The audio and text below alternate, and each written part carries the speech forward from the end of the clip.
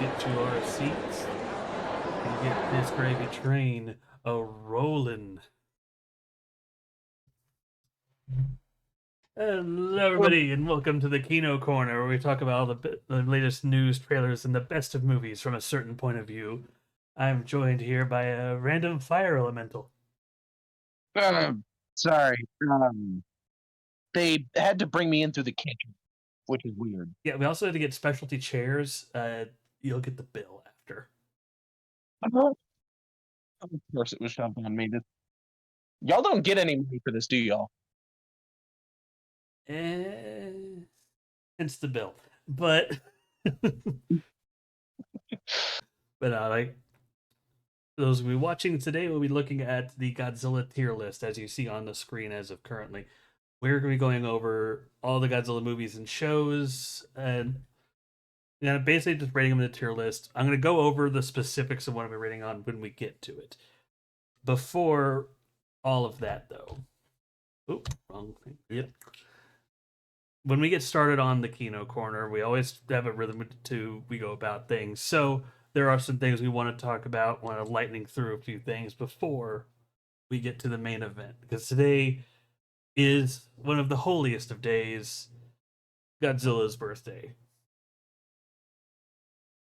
Yay! And my illustrious guest, the Draco Schmidt, the fire elemental. I know you're not the biggest Godzilla fan, but yeah, I trust your opinions. They will be definitely not skewed because, let's be honest, I watched only the old ones. That's okay. The old. Yeah, like I said, there is another reason you are here. I'll get more into that when we get to the tier list. So to jump right into it, we're going to talk about new and recent films. I'm doing this one a little bit out of order because I wanted to lead in more naturally to the main topic. So most of the new and recent stuff and movie news and trailers is carryover things that relate to Halloween. Our Halloween episode was last time because I couldn't not have this episode today, considering Godzilla's birthday. Yeah. But that aside, the only new or recent thing that I do want to talk about in some detail, I talked about it in a previous podcast when I was like 3 or 4 episodes in. But now that I am finished with it, I finished Agatha All Along.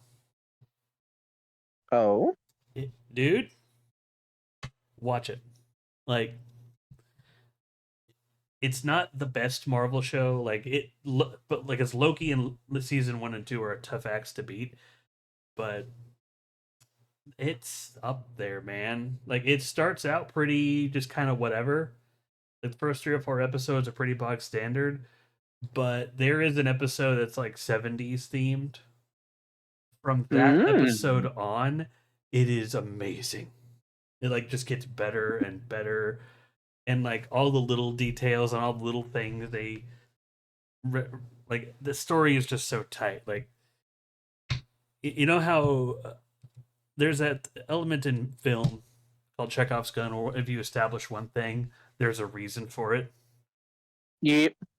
This movie is good at adhering to the theory crafters without them even fully realizing it.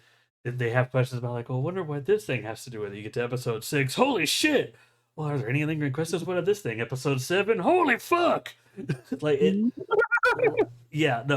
really good at wrapping things up in a nice bow. It makes decisions about certain characters you're gonna love or hate if you know Marvel, but it sticks to its guns, and I have to respect that. And even comics aside, where the characters fall and what the characters' interactions with each other in the context of this show makes sense in the context of this show and the MCU as a whole, which is ultimately what matters more than integrity to the comics. Sorry to say. This is a separate continuity. The unfortunate truth of Do what? The unfortunate truth of these days. Yeah. it exists in a pantheon outside of the comics. It can reference the comics, but it's not the comics. And I this show made me happy that the filmmakers and people at Disney are realizing, oh, we don't have to follow the comics verbatim. We could simplify things for media and change a few things and not get pissed on. Like, no, the show isn't perfect, By but no means. There's it's uh, very hard to make something completely perfect. no, I don't. I firmly believe there's nothing perfect, but like the obvious. I know there's that usual Disney wokeism, air quotes, that, but this show does have some real groaners. I'm gonna Mm. spoil one, like, and to me this is like the worst kind of cringy joke they make, and I'm only gonna spoil it because I see it's the worst, just to prepare you, because and it's in, to me, like the best episode. It's just like a one little black mark on a, yeah. But there's things around tarot in part of the show, and the person getting read in tarot, they are the traveler or the querent. Like they're asking the query to the person shuffling the deck, so they are the querent. Mm-hmm. Like, and the dude who is the querent, well, he was like, well, I am the queerent. And it's like, ugh. Yeah. That's just it's just a bad joke. Like there, Yeah. there's little moments like that here and there. It's not awful, but every once in a while you'll get a real groaner or it gets a little cringy. But Or you just do a big palm and carry on. exactly. Like there's if if that kind of stuff doesn't bother you too much, I really recommend the show because like the few moments that are there, you get past it, and even some of the cringy stuff is really funny. I won't say why, but in episode one of the characters is doing a Midwestern act. It's like no, it's a Canadian accent, like Midwestern Canadian kind of accent. We're gonna go to the creek in Dewooter. It like that's literally what she says. Like, oh my fucking god! Like it's so bad, it's laughable. But they treat it as Yeah. like we're gonna go to Dewooter. No, it's great. It's like that's the only thing that I have finished recently. There are things I am in the progress of watching, like Dragon Ball Daima, that I'm kind of on, but I don't feel satisfied talking about that one probably till the start of next year when uh more when we're about halfway through the entire show and we have some more of a groundwork, you know. Mm. Has there been anything new, on streaming or theaters that you have seen recently? In theaters, not so much. On streaming, yes. And it hasn't really been super recently, but it was recently enough to mention. Because I keep rewatching it because it's just that amazing. Um, and you may have talked about it before, but Solo Leveling, it coming out with its Oh, anime now. I have not because I have not watched it. What streaming service is it Oh, on? uh, um, I'm trying to remember. I think it's on Crunchyroll. Yeah, it's on Crunchyroll. Crunchyroll. That's why, because I don't have Crunchyroll. So Um, I have read it, and I know the story is amazing. But I'm glad the adaptation is just as good. Oh, it is the manga. They've kept pretty much everything from the manga in. Good, good to Oh, hear. it's and the animation is so clean. Oh, you know what? Okay, I've seen parts of it, but not. Suddenly, I'm remembering that there's like that fake abridged version of the show where like Jinu's sister is like basically lusting after him or some shit.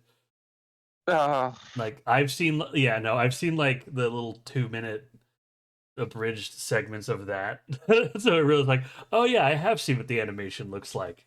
The animation does look good, but it it's really clean in the fight scenes, especially with the change over time that he does. It also changes as well into, well, you'll see. I'll definitely keep it in mind. Last thing I actually want to talk about, because I didn't talk about it last week, and I am beside myself. I think I was too dressed at the Halloween stuff. One Piece fan letter. I'm only going to touch on this very briefly because this day is going to be about Godzilla, and I'm trying to like speed through all the first bits. If you have at least somewhat read One Piece, if you like Mm-hmm. One Piece, or One Piece fan letters on Netflix, watch it. My friend Alex said something that the more I think about it, the more I agree with. It is the best One Piece thing to come out in a very long time. Mm. It is it is shockingly good. Like I already love the anime of One Piece, but this one is just that extra bit of spice that makes it better because it recontextualizes the perspective of like Luffy's adventures from like a normal marine, and it emphasizes like, oh yeah, we're gonna laugh at the big old rubber pirate and all this stuff during the Paramount War, but from the eyes of the random marine with no powers, whose only thing is he has a rifle. Everything around these are demons around him. Yeah. Like this is basically the world of One Piece from the perspective of people who do not live in the world we see in the manga. People who do not have powers, normal Navy grunts, like the girl running a shop, like these perspectives. But like it's all about this girl who just is inspired by Nami because she can make it so far without powers, and it doesn't matter if she's a pirate, she can make it that far with just being her skill set. And that's adorable. But no, I won't Yeah. spoil everything it does. But man, like there's so much If One you Piece have love. appreciation for everything. Yeah, if you're caught up on One Piece, I would say if you are caught up to Fishman Island, watch One Piece fan letter Okay. because then every reference you'll just get. And the reason they do it is because upcoming they're gonna because the anime is on a 6 month hiatus. And in the Mm. in the interim, they're basically going to reanimate the Fishman Island arc and everything else, but they're reducing the episode count drastically. So Mm. to get because the biggest complaint people have with the anime is pacing issues. But yeah, like I said, Yeah. that's a conversation for later. I'm gonna lightning through some of this stuff before I get to the main event. Trailer talk. Yo. So the few trailers came out. Like I said, most are Halloween related.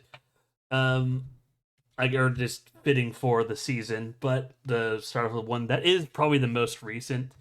Love Hurts. Yup. That was. It's a pretty good one. At least the trailer is.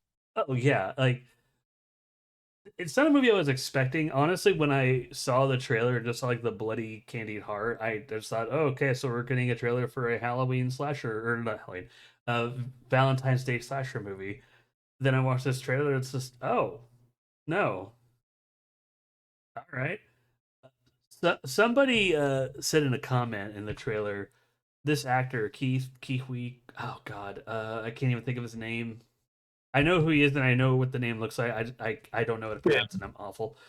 But they're giving this actor all of the Jackie Chan scripts that he didn't do before he retired. I'm like, you're not wrong. Really not. This really does feel like a Jackie Chan action movie in the best way possible. Well, no, like it's just can't be enough. There's lots of action, and I'm legitimately glad after Loki season 2 that this actor is getting more recognition. And just the first big thing Yeah. I see him in after that, he's basically as a super spy, just like a hitman style thing, and just really being violent. Holy shit! Is that just wow? Yeah. That's a It's change. it is a change. But it's somehow like it's not so out of place for that character. That's the weird Is thing.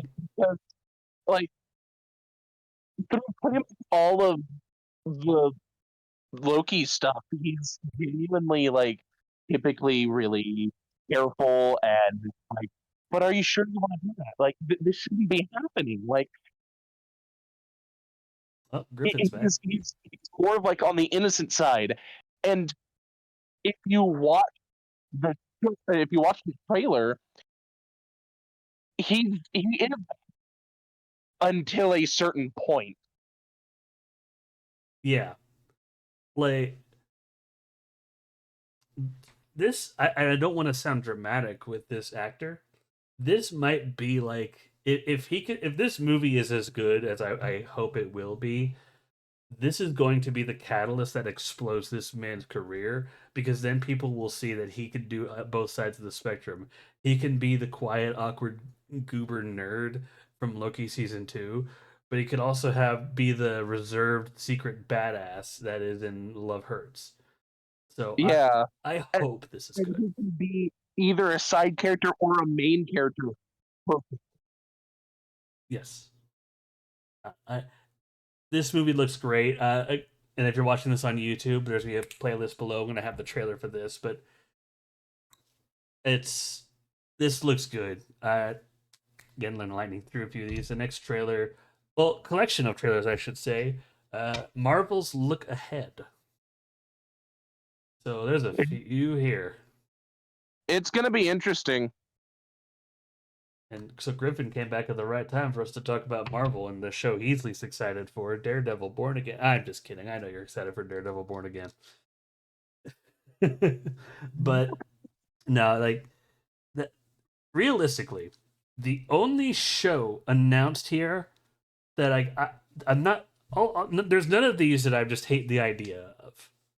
But the only show amongst this lineup that I'm just kind of like, I'm whatever on, is Ironheart. Yeah, yeah, And a lot of it has to do with like, if this is the show that's gonna have us establish Riri Williams and make us love Ironheart, then retroactively it just kind of makes her addition to Wakanda Forever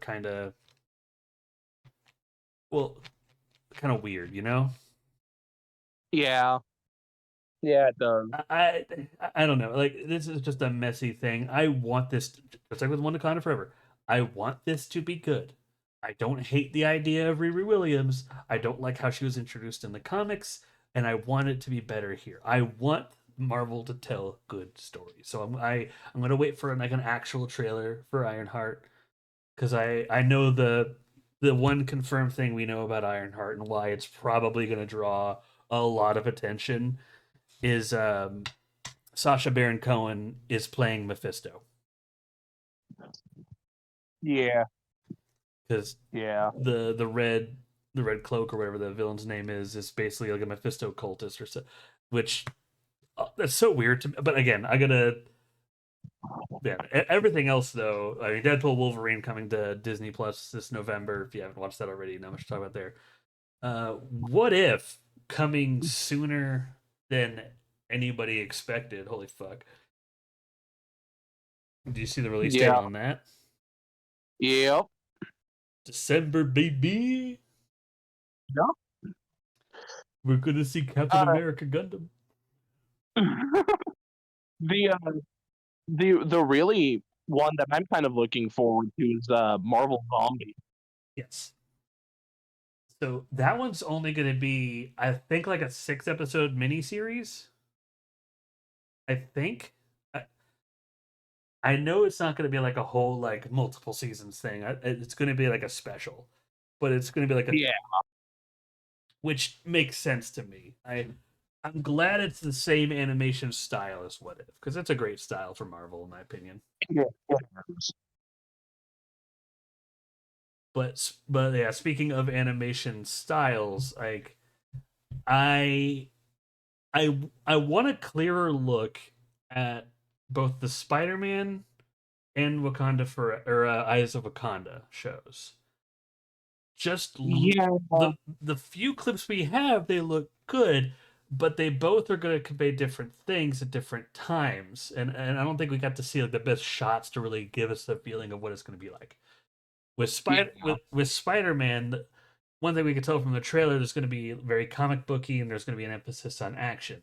So what we need to see in a trailer for that, in my perspective, is we need to see him fight a villain. We need to see what that looks like, And then we need to see the other extreme as well of him just Peter Parker walking around talking to people.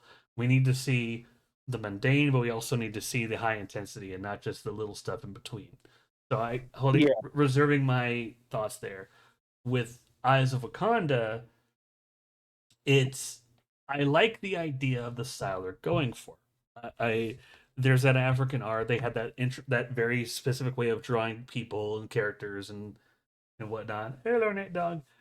And I get a few shots of that in the trailer, but nothing definitive enough to point out like, oh, this is what these characters are like. Like just like with Spider-Man, I want to see more than a shot of just five people in a line. I want to see yeah, these characters actively moving, engaging. I want to see these characters doing something to see how that if that stylization sticks. yeah. What the action style is, not the what the in between actions. Bring Nate pictures of Spider-Man. Yeah, pretty much. Oh yes. But everything else, I'm gonna save Daredevil for last. But Wonder Man, I want to see it because I am so interested. I'm just looking at that like the fuck is going on.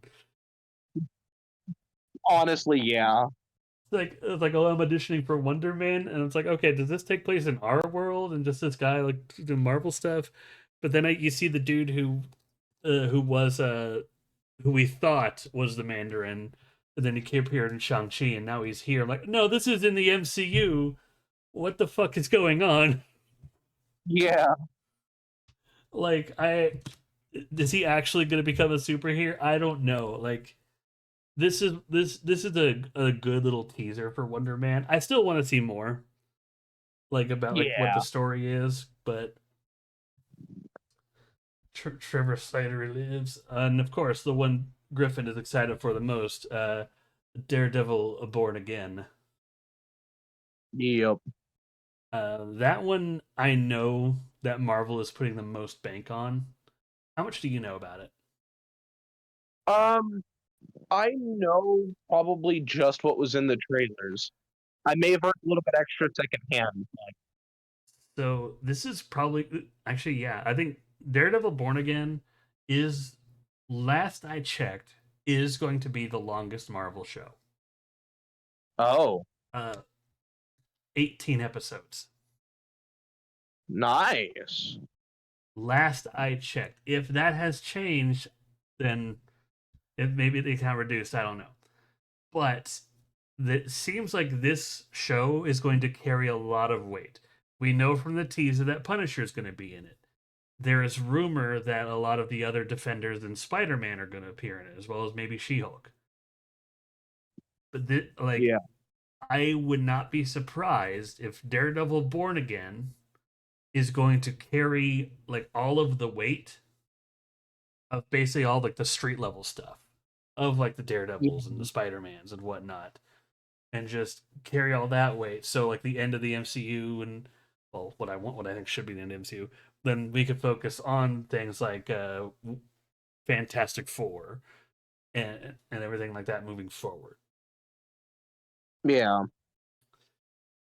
But who I knows? really do hope to see more emphasis on some of the other characters, like you were saying, with the MCU being such a major part of what they are describing, what Disney is describing. Yeah, Um, in- your mic you're mumbling a little bit on the mic. It's part of the audio didn't come through, but I got the gist of what you were saying though. Like yeah, you want more characters other than Daredevil to get love. With that, yeah, if the count is that if the count is that long, I think they are more than justified enough to have maybe an episode for the Punisher, maybe an episode bringing back Luke Cage. I know one thing I'm gonna do is in preparation for that is I'm going to watch the Daredevil show and some of the other like Jessica Jones, Luke Cage, whatnot, and kind of just so I'm caught because I still haven't watched those. mm. But There's one that I kind of want to. I've talked about this a little bit before with some of my family and friends. is I want to see them redo, or not really redo, but bring uh, oh, I just had his name. The Fire Skull. Man, I'm not a real Marvel fan. Apparently, Your mic's being bubbly right now. I don't know. It's it's sorry, it's part of the fire. It goes in and out, you know. no. Well, like I said, generally everything Disney Plus does look good. Again, I'm gonna try to lightning through a few of these. That's the biggest well set of trailers to talk about. The other two are much more ah, werewolves. Oh, I should have talked about this during Halloween. This literally came out like right before the show came out. I didn't have time to make a slide, so I saved watching the trailer for after. And holy crap, I would have dedicated so much time talking about this with Lex. But I adore the concept in this movie. It it is such a cool concept. Like one day, everyone in the world, like a blood moon happened, and like a percentage of the population just turned into werewolves. It went down. Now, um, it's about to happen again. This time, the world sees it coming, so everyone is bunkering down purge style, and we're trying to figure out, all right, who's going to turn to fucking werewolves, and everyone, Yeah, and that is such. It's going to be crazy. I am so looking forward to this movie. honestly, I am too. Uh, like, Like it, the the style of the movie itself is it. It looks like it's going to be so well paced with what it's trying to convey. the other reason I it looks like it's gonna be well paced, but again, I want to.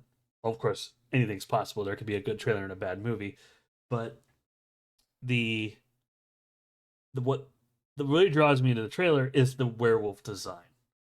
Like some of them are goofy, most of them are intimidating as fuck. Like Yeah, the picture I have here is a little blurry because everything else just has all that weird little text, and I didn't really want to search too long for it. But there are some shots in the trailer that remind me of like designs from stuff like American Werewolf in London and Dog Soldiers, and then it makes me look at that A24 or Blumhouse Wolfman movie and the design they seem to have for that, and I look at this like, see Blumhouse, it's not fucking hard. Wolfman, not crazy, methed out hobo. If you haven't seen the potential design for Blumhouse's Wolfman, look at. I won't rant about that. Like I said, I'm trying to lightning through the trailers and whatnot to get to the main event. But no, Werewolves looks great. Now, last trailer. I only included this because I need more people to see this. This movie is on. called Invisible Raptor. You watched the trailer for it, right? Yep. All you need to know about the tone of this movie and how referential it is and how much it knows it's stupid. It's like, why did you have an invisible raptor? Well, you ever seen Jurassic Park? Yeah, we did that. But why is it invisible? You ever see Hollow Man? Oh, god damn it! It's just like, uh, it's, oh, One of the other favorite parts where it also had that same effect where just like it's just being stupid with itself is the one of the other guys tossing him the gun and him dropping and going. yes. What has science done? I'll tell you what science has done, Griffin. They gave us a monster movie where they don't have to put the effects on the monster. They had enough time for a few effects, and they made it shit count. They threw fiery invisible raptor in the trailer across a full moon in a Jurassic Park homage, man. This movie is Yeah, going to be bad, but it's going to be amazingly bad. It's yeah. it's going to be Wolf Cop level of amazingly bad. I am so looking I forward to this. I saw a comment on it that literally just said that they saved themselves like thousands, if not hundreds of thousands of dollars on CGI. Mm-hmm. It's like, fuck the money, let's lean into the stupid. I mean, you could do that when making movies. It's a valid strategy. Uh, After all, we talked about plenty of filmmakers who have done that, like Roger Corman and Charles Band. But yeah, no, Invincible Raptor. It looks amazingly funny. Now, Yeah. again, I'm going a little faster than I usually do in the interest of time because the main event. This is important. This is remind y'all again, Godzilla's birthday. So let's make it through the news. Movie news. First bit of interesting stuff. If anyone has ever played the House of the Dead arcade game, Wes Anderson is going to be making a House of the Dead movie. The picture you're seeing on screen right now is concept art. Now, there is some very minor controversy about this concept art and the pictures that came through because they weren't AI generated, but AI was used as a tool on these to make the concept art. Well, that's one of my things is that if AI is used to help Yes. make concept arts and stuff like that, that's understandable. But if it, for example, I think it was Wish that Disney did an entirely AI animated movie, Yeah. it doesn't work. Yeah. I was telling my friend about this, and yeah, we're both in agreement. As long as the AI is a tool and nothing more, like you just use it as a tool to enhance, use it like you would CG, but then film everything else, then great. Like if the zombies in the movie look like this and they explode like they do in the game, fucking nailed it. Like fucking Yay. nailed it. Like there's other concept images of how like some of the weird demons and zombies that appear in the game. And if that's what they're going off of, then they're gonna be trying to make this just a gore fest, and like that's great. Like, but this movie is happening. It like just got greenlit, so like everything's being like made right now and just in the early stages. So for that, next piece of news. Scary Movie 6. Again, more prevalent to Halloween, but it's worth talking about. The Wayans brothers are going to be coming back to do Scary Movie 6, which is a bit of.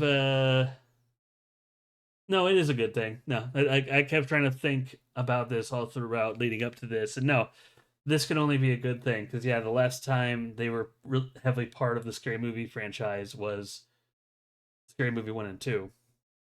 And if you watch those movies, most fans agree those two were good. The others are eh. 3 was okay. Uh, I am excited to see what they do. They could totally flop. Yeah, you got any thoughts on that? Um, it there is one thing that I've kind of heard, and it kind of goes along with movies that have gone on like as long as this have. Um, a lot with Fast and Furious as well is that overdoing something makes it understandable and easily get. Yes, absolutely. So I guess maybe like enough time has passed. That's why like I want to wait to see like what they do. If they just do this one and just let it rest for a while before like someone else comes back for another, I think that's probably for the best. I do think that there is space for movies like Airplane and like Hot Shots and whatnot. Like that kind of comedy, I think needs to make a comeback. And Scary Movie, love it or hate it, Scary Movie and Scary Movie 2 are like the closest we have come to recreate that. Yeah. Like, so if anyone wants to try to revitalize it again, it'd be the Wayans brothers. But the I want them to do it right. I want them to go about this with the same love they did the first two, and maybe a bit more, and then just do this one. Just do this one, give us Scary Movie 6, wrap up everything and let it rest. And just like do one big we got this, let it go. Because if they keep going and just sequel bait this stuff, and then we're gonna go through another trend of like superhero movie and disaster movie and all that bullshit. Yeah. And no one wants that. No, yeah, no one really does because it's just it gets repetitive and nobody likes it at that point. Yeah. Do do like what Godzilla Minus One did, which we'll talk about later, but emphasize on making a good movie and then take your time on making the next one if you make a next one. Like maybe they make Scary Movie 6 and then 2, 3 years later they make Scary Movie 7 or some shit. That'd be fine. Just like we need to encourage filmmakers to take their time, but again, larger conversation. Now, the reason we are here today is Godzilla's birthday. The holiest of days. Happy birthday, Godzilla. Happy birthday. Happy birthday. Happy birthday, King of the Monsters. There's been a few things. Yes, by the way, you're here to be Godzilla's candle on his birthday cake. Wait, what? Wait, no. No, don't worry, it'll be after the show. He's outside right now. He's watching. Godzilla trusts my opinions, but I mean, I got him a whole fire elemental to be the candle on his birthday cake. It's made out of it's a special kind of cake, an Ebera crab cake. But no, there's been a few very notable things coming out regarding Godzilla. Takashi Yamazaki, the director of Minus One, we know he's going to make another Godzilla film. While we don't know the details, it is the fan speculation for that is that it's going to be a sequel to Godzilla Minus One, but nothing has been confirmed. But so we'll see about that. The other bit of news, I don't know if you've heard about this, Griffin, but all of the recently there has been a bunch of shorts released for Godzilla, like Godzilla vs. Hedorah, like little 5 to 10 minute shorts that appeared before Godzilla movies and showings. All of those, like the live action, the animated ones, all of them are going to be compiled onto a Blu-ray and sold. So that's going to come out soon. In case you didn't know about that one, Griffin, just learned about that one not too long ago. That's gonna be a fun watch, though. Oh yeah, like realistically, it's only like an hour, little over an hour of content, just a whole bunch of like those like semi-professionally made Godzilla shorts. But they were all made for various anniversaries. The thing is, it has fans kind of going, is it's going to be $40, and so again, like an hour's worth of content, fans are like, what's coming with it? Yeah. So like I think now, but that's fairer than the other piece of Godzilla news that's coming out, which I'm kind of just like, no. There is like a Godzilla definitive collection coming to Blu-ray, but before you get your hopes up about that, when you hear Godzilla definitive collection, you think it's like a collection of all Godzilla films. It's actually like 6 of them. Yeah, it's like it's the original, both of the MechaGodzilla movies from the Showa era, Return of Godzilla, Godzilla vs. Destroyah, and Final Wars, I believe, are the 6. And that weird collection, but that's fine. But the part that everyone is really going, yeah, no. Guess how much that definitive collection is going to cost? Let's see. It was $40 for that, so it's probably about $100. Not even close. $486. Buzz. Yeah, no, So again, we don't know what all is going to be with it, but everyone was just like, that better be like that better come with like production stills and like pieces of the goddamn like film reel if we're paying that much, which I agree with. Yeah. Like I want to know what's coming with this definitive collection for Godzilla because that is a steep price. Now, if it was like literally every Godzilla movie that we're gonna be talking about today, $400 is steep, but not unfounded. I don't think. But again, like I said, more info to come. There's been a lot of Godzilla news. Most of it pertains to games. The but Fago, Fago be one of these seats for that press. Yeah, yeah. Most of there hasn't been news of a new Godzilla game, despite fans been desiring and clamoring for it for the past few years. But you know those little digivices, like you probably had them in the '90s. That kind of made a comeback in recent years. Little Oh, key, yeah, yeah, yeah. yeah, it's like the little keychain. Yeah. There's going to be a Godzilla Digimon crossover where you can get a little Godzilla in a keychain, and the crossover teaser shows what I can only describe as a fusion between Godzilla and War Greymon. Oh, good lord. It is. I mm, That's a choice. it is a choice. I mean, it looks cool, but no, like most of the movie news are stuff that is at high speculation right now. We also know that there is going to be another Godzilla Kong movie. We don't know the details about like who's directing, at least not that I'm aware. The only thing we know about it, at least we know what Adam Wingard and the people involved want this third one to include. They want this movie to do to Godzilla what New Empire did for Kong, which is like make Mhm. Godzilla the main focus and give him those kind of scenes that Kong had. Yeah. That's good. I have my own thoughts about that. Like I'll talk more when I get to certain movies. There's a whole thing with the fandom, but that brings us to the tier list. And now again, I tried to like shoot through that stuff because we'll probably be at this for about another hour or two. But we're gonna If, be, but it is time to start the tier list. Now, I found a collection on a tier maker. It had just about everything for as far as Godzilla movies.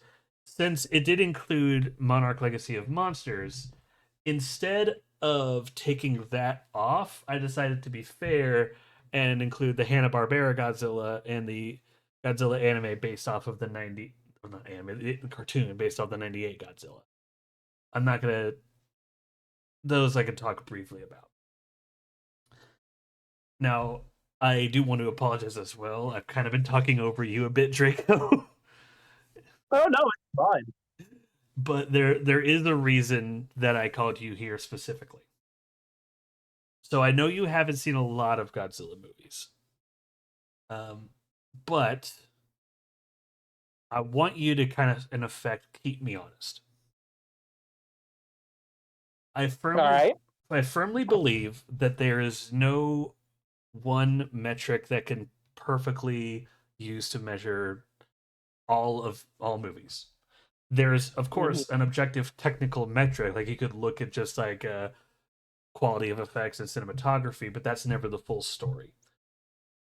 True. Like you look at all these Godzilla movies, you are not gonna go for these movies and for the same you're not going to enjoy these movies for the same reason you would seek out something like Casablanca. You wouldn't or Mamma Mia. All of these are like Yeah. enjoyed and sought after for very different reasons and enjoyed in very different ways. So if we're going to enjoy them for different reasons, why should we judge them on the same metric? Exactly. So the for this tier list, the general thing I'm going to do is I'm a bit based on what I just said. That's why I believe it's impossible to have a perspective that's completely unbiased. Everything I'm gonna put on this list is at least somewhat biased, but I'm gonna try to withhold my bias a little bit. If I have my way, there's gonna be a lot of S tiers, but I have to be fair. And Yeah. so the general rules I'm going off of, I'm judging these as Godzilla movies. Not as just like the best. I'm judging these as Godzilla movies. If you're going after a Godzilla movie, you're going for a specific experience. Like, True. so is Godzilla prominent and portrayed in a way that is fitting for this specific movie? Like, Okay. yeah, like the way God's like to use a bit of a spoiler, for example, like Godzilla Minus One tries to portray Godzilla as just this natural disaster, does it very well. Uh, Godzilla, let's find another one more of a goofy one. Like Godzilla versus Gigan portrays him as a children's superhero. I mean, he got that point across pretty fucking straight. But like I said, if it becomes clear what this movie is trying to do with the King of the Monsters, as long as it sticks to its guns and portrays him in that light while still being generally like, yeah, no, this is still Godzilla. He still breathes fire. He's still just this unstoppable force of destruction. Then great. Is the story told in a cohesive way? This is, of course, not just for Godzilla, but the human characters. Mm-hmm. Like, there's a lot of stuff in the fan base about the human characters. Like it or not, they are part of these Godzilla movies. If you're one of those people who's going to fast forward every Godzilla movie to get to the monster fights on every Godzilla movie you watch, congratulations. You're denying yourself 80% of all Godzilla media. Yep. Like E- it like Even the old ones, it was mostly the characters trying to figure out what they can do. yeah, the humans drive the story to Godzilla. That's the general, while there are exceptions, that's the general trend. That's how it started, that's how it's been, it's how it's worked.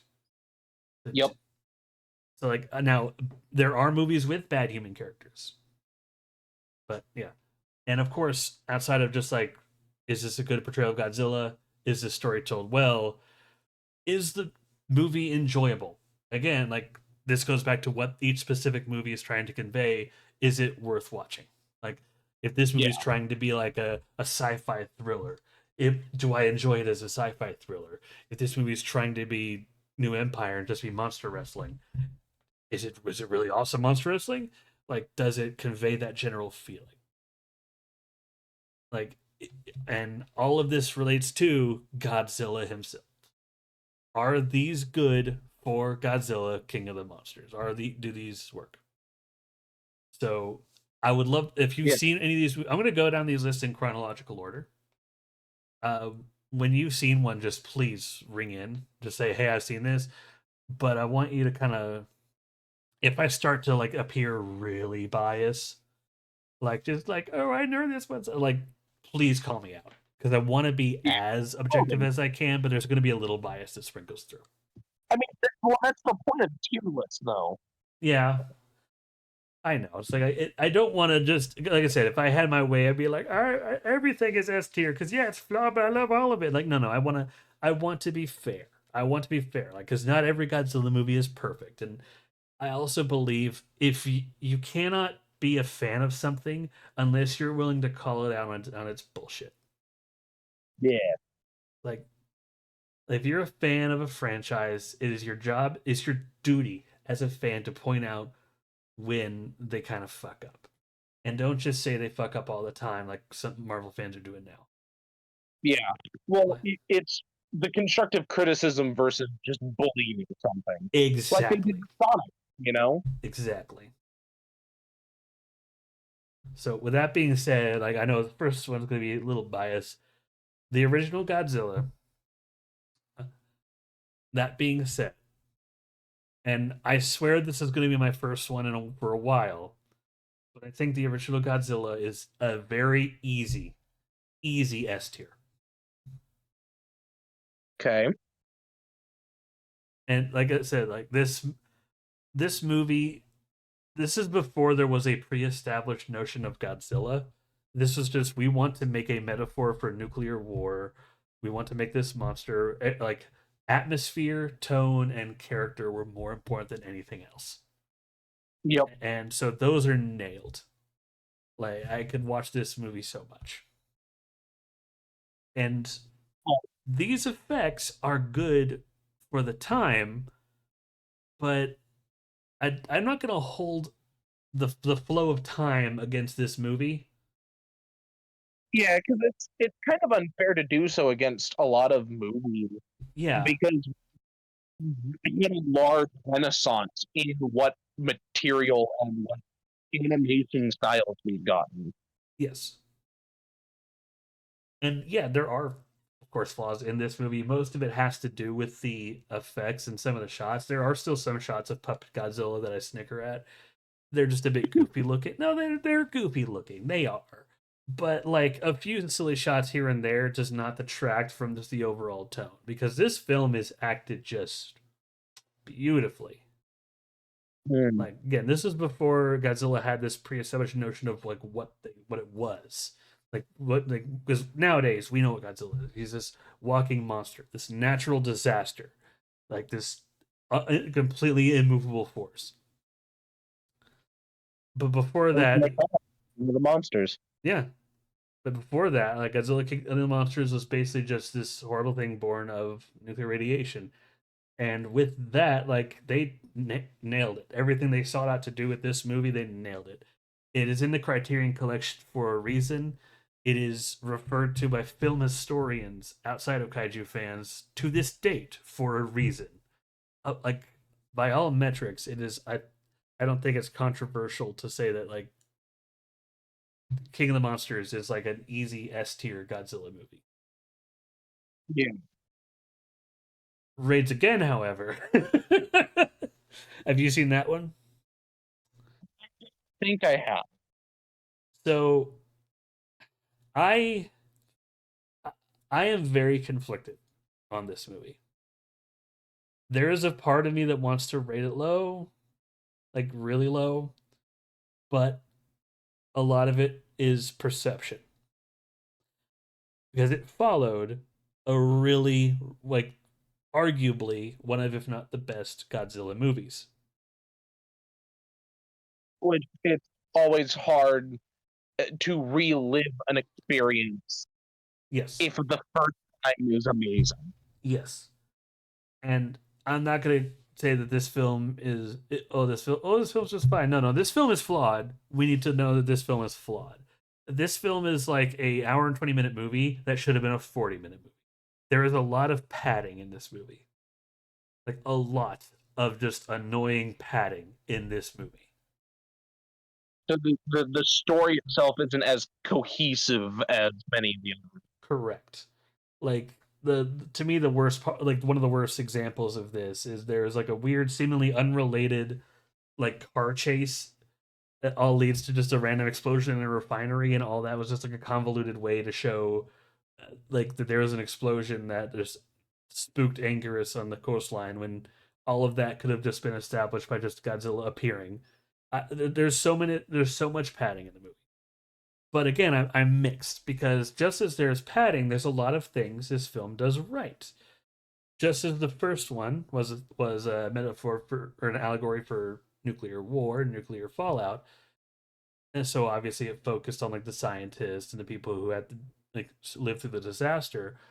Raids Again, the main characters are relief pilots, people who are basically going into the aftermath of the disaster, basically in this dangerous area, right? And I think that's a great shift in perspective. Outside of the Yeah, padding, the characters in this movie are charming as fuck. And to date, one of my favorite shots of any Godzilla movie is in Raids Again. It's a shot where basically this one of the characters is talking to his wife over the phone. He's about to go into the city. This is like midway through the movie when these monsters are an established threat. We know they could be going somewhere, and there is still they're relief pilots. They're yeah. Yeah. He's being his cheerful self. I'm like, oh, don't worry, I'm gonna be okay. She is very clearly worried about him. She looks out the window, and out in the backdrop, you see Tokyo, or not Tokyo, whatever. You see the city. The Because she knows what he's about to do. It's not clear what city. Yeah, actually, no. Nothing about it. It's not clear what city she is looking at, and it's far enough away where the lights on the city, you can't tell if they're lights or a city on fire. Ooh. And it just, there's no music. She just looks over somberly, and it just holds there for a second before it fades out and moves to the next scene. It sets the mood. It is so good at that. Like when Raids Again has so many of these like just solid moments. So like I want to just acknowledge that, but there it fills it with padding, and the effects for 54, the King of the Monsters, were good for their time. Raids Again are kind of, you could tell they were stretching their budget. Yeah. So uh, for the good, I don't want to give it like a super low rating. I do think that see I would say that C. it's probably, yeah, I was gonna say C, is because it's not. It's not bad. It's just it's a movie that is, the flaws are way too apparent, and it's a shame Yeah. because the good stuff is like really good, and Yeah. it if I were to compare it solely to it, like rate it solely as a comparison to the first one, I would that's why I was tempting me to put it like D or F, but like no, on its own merits it's fine. It's just obviously flawed, and I can't judge it off of it is a sequel, so to some extent I can, but even then, like I said, like this is a very good shift in tone. This is a very good shift in perception. It's just the execution was off because this was in this weird stage of Godzilla history. They didn't know what they were doing with Yeah. character. It kind of reminds me a lot of, like, for example, with like Pokemon, the second generation of Pokemon, they didn't expect, because usually games back then didn't go for more than one version. Yeah, They didn't expect any further than that. yeah. You cut out a little bit, but again, I got the gist of what you're saying. Next movie, the original, original, uh, King Kong versus Godzilla. So this is the first movie that tried to make Godzilla campy. I don't care what people try to say about like, but Ghidorah, the three-headed monster. No. This movie made Godzilla campy. Like, because Godzilla King of the Monsters and Gigantus the Fire Monster, as the Raids Again was called in America, was big because at the time you had other movies like Beast of 20,000 Fathoms, and it is the boom of 50s sci-fi. So there's a lot of monster movies, and the big one was King Kong. Yeah. This was Godzilla's first foray into color. Um, Unlike the previous movies, this is more lighthearted. It's a little more jokey. The characters are more caricatures, and I mean that in a good way. Yeah. Um, and I'm pretty sure most Godzilla fans will remember the mustachioed Safari Man and everyone's favorite line, "Oh, I'm sick of Godzilla." But just no, if you hit that button, Kong will go pow, pow. It's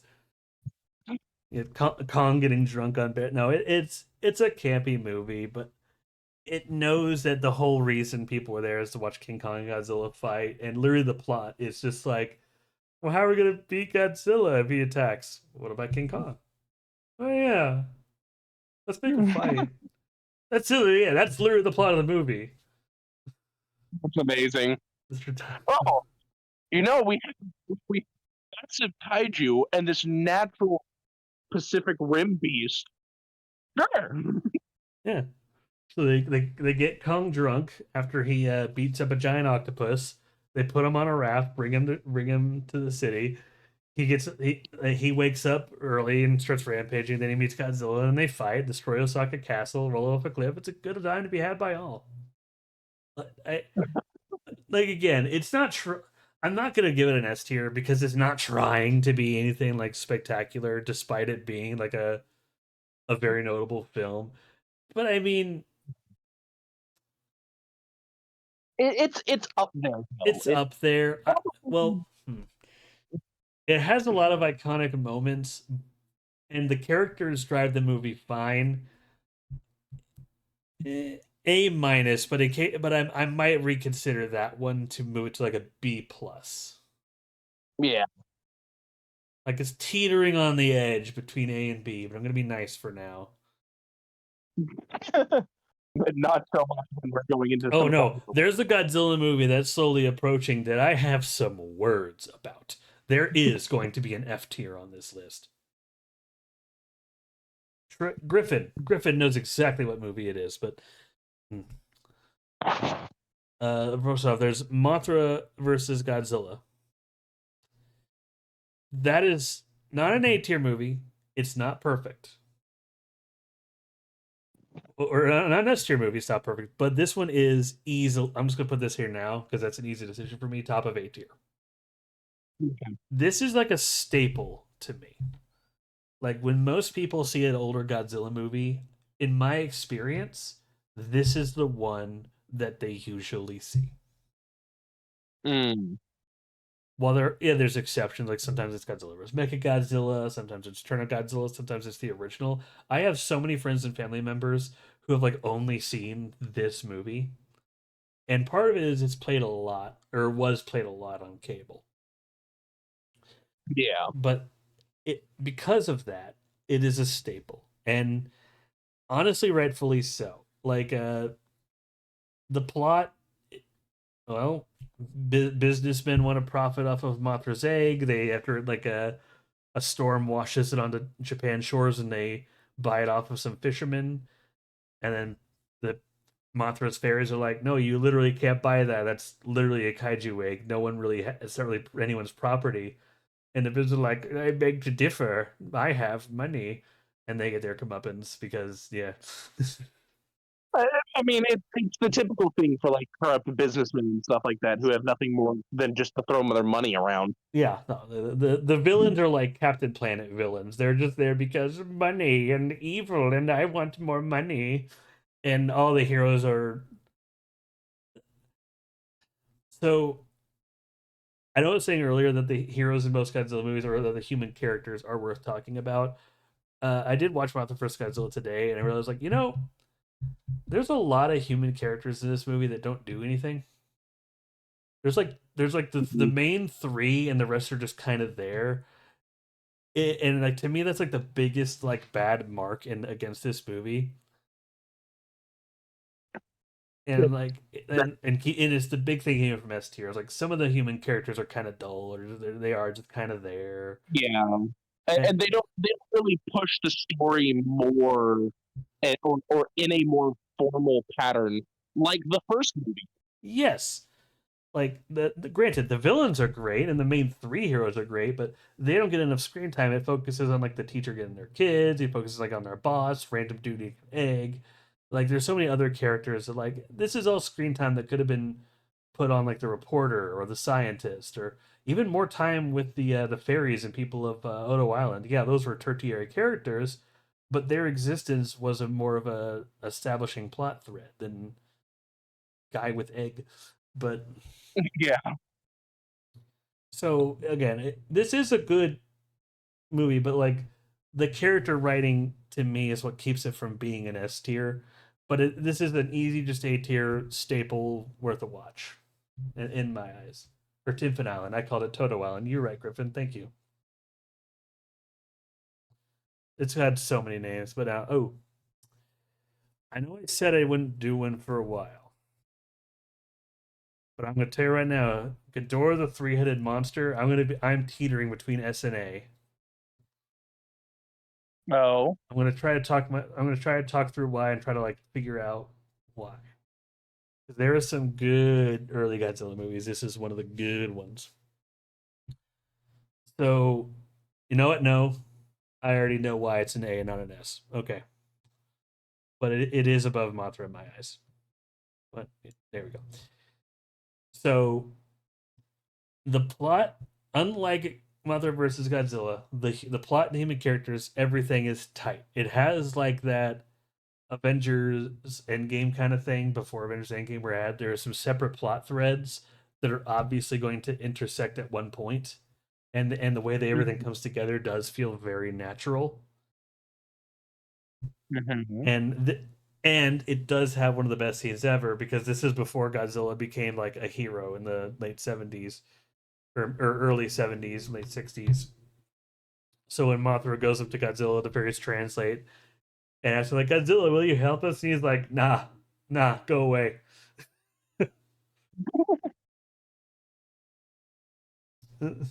Like there's the whole I'm pretty sure the whole reason Godzilla even helps beat Ghidorah at all is because Mothra just kind of just basically flips him the bird kaiju style and goes to take care of himself. It's like, damn it, now I feel bad. And just try it's not even for a good reason, he's just petty.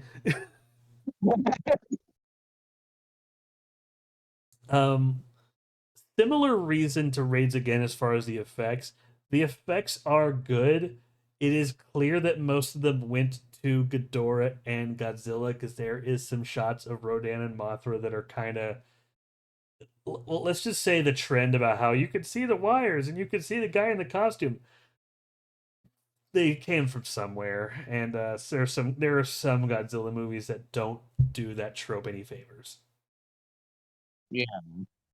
So again, I don't want to be too hard on it because that's just one of the quirks of practical effects. But if I'm fair, some of the shots for Rodan and Mothra are kind of weird. And the thing really keeping me from S tier is not just how they look, but also the ultimate just. I, I guess the ultimate resolution on the human side is like everything builds to like the fight with Ghidorah and establishing the monsters and getting us there. And like there's this woman possessed by like an alien, but there's almost Mm, no reason for her to be an alien. yeah. It's just one of those things that kind of just exists.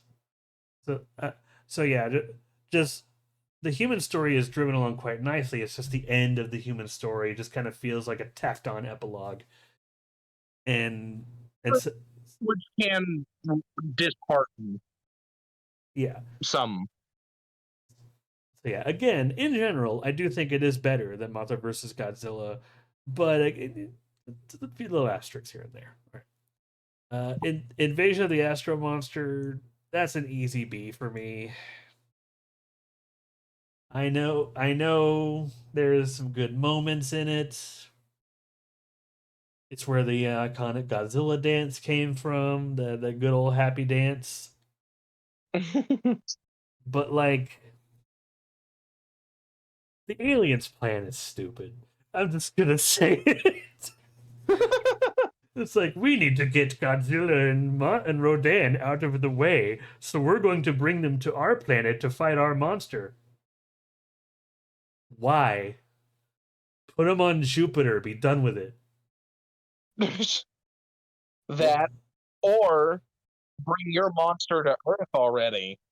Well, their monster could just fly to Earth. They just want to move Godzilla and Rodan so it's easier to conquer. That part's fine, but like, why put them literally on top of your base of operations? Yeah. Like, Put them on literally any other moon. It, and I know there's like we can control the monsters and there's stuff like going on from to that end, but it doesn't last. And like their plan for controlling the monsters is they're like, here is this disc, it is like the cure for all diseases, and the people play the disc and it's like, lol, we fooled you, now that this is played we control your monsters, all right, we're just going to stop the disc, damn it. yeah. Look, the alien, it's a fun movie, and I do like the aliens in this movie. Just their design, just their culture and everything. I think just in general the monster suits look better than Ghidorah the three-headed monster. But like this is a B movie plot. Let's be real. Like there's so many holes in it. It's just like a Swiss cheese kind of monster movie. It's a B movie plot, but not a B movie plot. Yeah.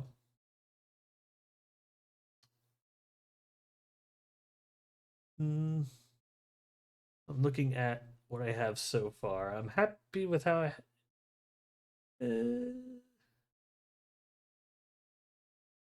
I keep thinking of the King Kong versus Godzilla turn. I want to get a few more movies on there before I make a final say on that. But I guess no. Like, have you seen Godzilla versus the Sea Monster, I may have. where Godzilla fight Big Lobster? No, Okay. no, All right. unfortunately. So most fans consider this one of like the weaker Godzilla films, one of the cheesiest. I have a soft spot for this movie. I don't know what it is, but I love this movie. Like most fans will just say it's like it's kind of whatever. I was like this film is fun, and it is because of the human characters. Because like it literally is just they're stumbled into a position that they didn't need to be in, and it is unclear if them even being there actually would have helped anything because Godzilla would have woken up eventually anyway. Because yeah, if Godzilla woke up, the only thing that probably would have changed is the islanders that were on that island would have just died and not been saved. Which actually, thinking about that, saying that out loud, yeah, no, they had a reason. Like they made the best of being in that movie. Um, but the human characters, you have just two guys who are just going to a dancing competition to like basically people are going to start dancing, and like the last one dancing wins a boat. That's how we meet these two people. And both of these guys, they get out of the competition. They're in the last five. Like people have been dancing for hours. They're like, no, I can't do it. We tried our best, man. They're distraught, whatever. And this one guy, because of the recent storms, this guy's like, I need a boat to look for my brother. How do I enter this contest? Like, dude, the contest is already just about over. Like, I need to see a boat because he's like clearly not from where they're from. Like, dude, Yeah. if you want to see a boat, I'll show you a boat. So they just take him to the dock. I was like, oh yes, a boat, and he just kind of gets in one. Like, dude, this isn't. Wait, hold on a second, dude. So like, this dude who just doesn't know because he's from he's from like an island, like an island, like a village. He's Yeah. just trying to get to the boat, but this boat is being used as kind of a temporary refuge by a known criminal. Oh. So this guy just kind of like, while they're looking around the boat, the guy just pulls back a curtain and holds up a gunpoint, like, hey, "What are y'all doing here?" And eventually, the guy saw the two main guys are like, "Listen, weirdo here just wanted to look at boats for some reason. We don't want any trouble. Do you mind if we rest here for a little bit? We'll be out of your hair." Like, all right, fine. They take a rest on the boat, but then Island Dude decides to just like while they're taking a brief little siesta, just take the boat out. So now now he's being stubborn, and the boat's been gone for so long. They're like, "Well, great, we don't know where the fuck we are. We're at the whims of Jackass over here, who leads them to the island that the Godzilla is." They get embroiled in just this weird, uh, I guess, evil organization because Japan loves evil organizations. They use this chemical to travel to and from the island safely that deters Ebera, who just kind of exists in the waters around it. They bring people in as slave labor, and they can't leave because Ebera exists. They'll just kind of eat people. Oh, nice. Oh, yeah. And in getting away, they discover Godzilla's just kind of sleeping in the rubble of the island. So Killing after he's being over. the whole reason he exists, there's a lot of behind the scenes production stuff. Long story short, it was originally supposed to be King Kong. And if you see the movie, like it would have made more sense for it to be King Kong because the monsters Godzilla fights are giant condor. No, does he fight the giant condor in this one? Yes, he fights the giant condor and the giant lobster. Which what's the giant lobster gonna do? He's Godzilla.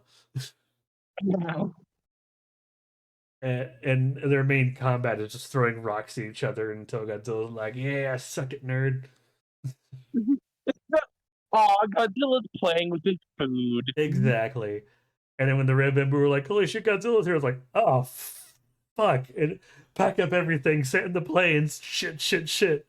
Because they can't do shit. They literally have like 3 jets, and Godzilla's like, "Lol," and just gets like the but the humans since they're like a part of this and the dude's brother or something. I won't spoil the bit of the plot, but they basically save the villagers. But the actors involved are so fucking charming. Like I have a soft spot for like these charming comedic actors. Would you say that this movie was kind of carried due to the actors themselves? Yes, and not Godzilla, and that's kind of why I was gonna get putting it in either like bottom of B tier, I think, maybe top of C, Which would be understandable. bottom of B tier, because it's the scenes with Godzilla are it's obvious it was not originally meant to be Godzilla, but they make the best of it, unlike another movie I'll be talking about shortly. Oh, we're almost there. But I feel an air of satisfaction coming. oh, I'm gonna tear this movie a new one when I get to it. But no, I there are many people who will rate it lower, but like to me, Sea Monster, it's a fine movie. I will happily watch this one from time to time, man. Ah, oh, yeah. Have you seen Son of Godzilla? I do not believe so. That was what we know. Okay, so you haven't seen the little the wet potato baby. No. You haven't seen the first appearance of Minya or Manila, however you want to pronounce it. I'm just gonna Manila. yeah, Manila wafer. I'm gonna put this. This one I'm gonna say right now is also like a C tier Godzilla movie. It's just kind of there.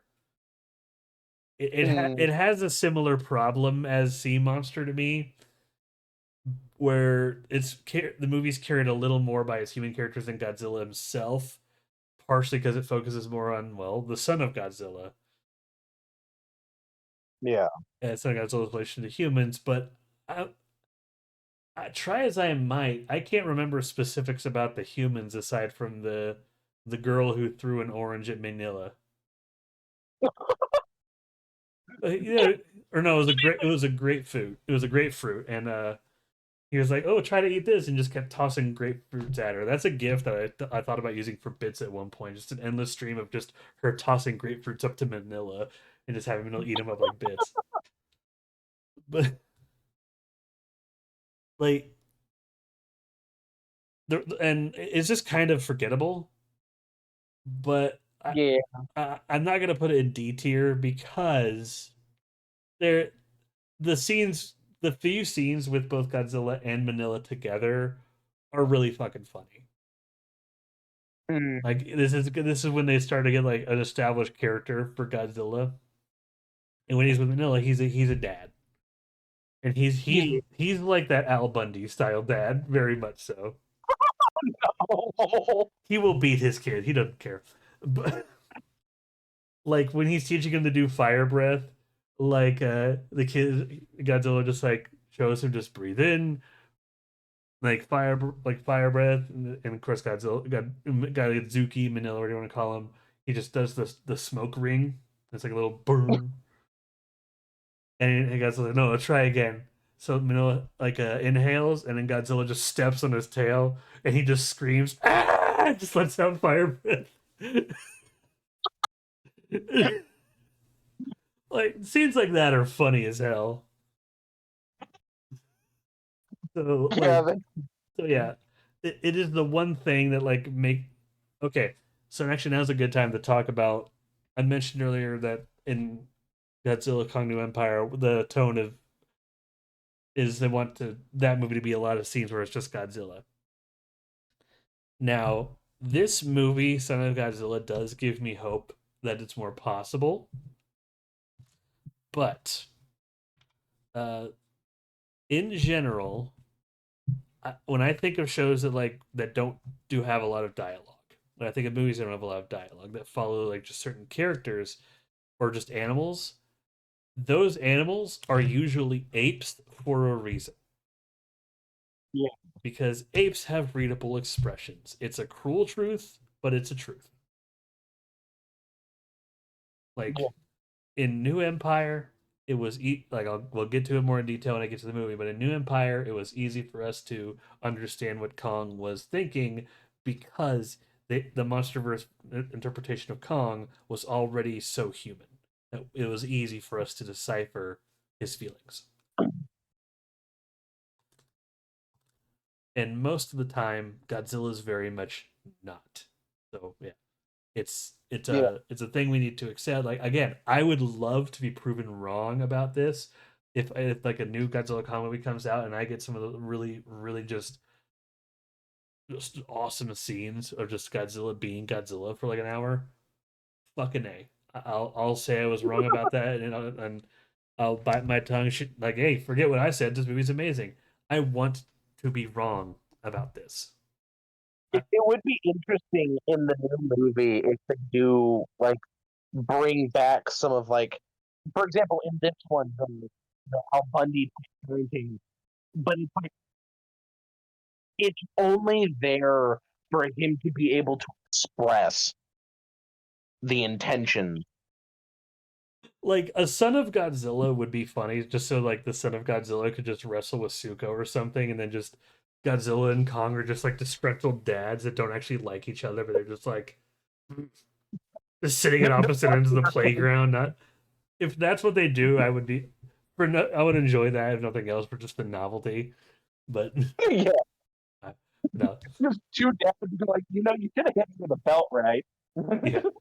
Uh, so and to get back on track, um, Destroy All Monsters. Have you seen that one?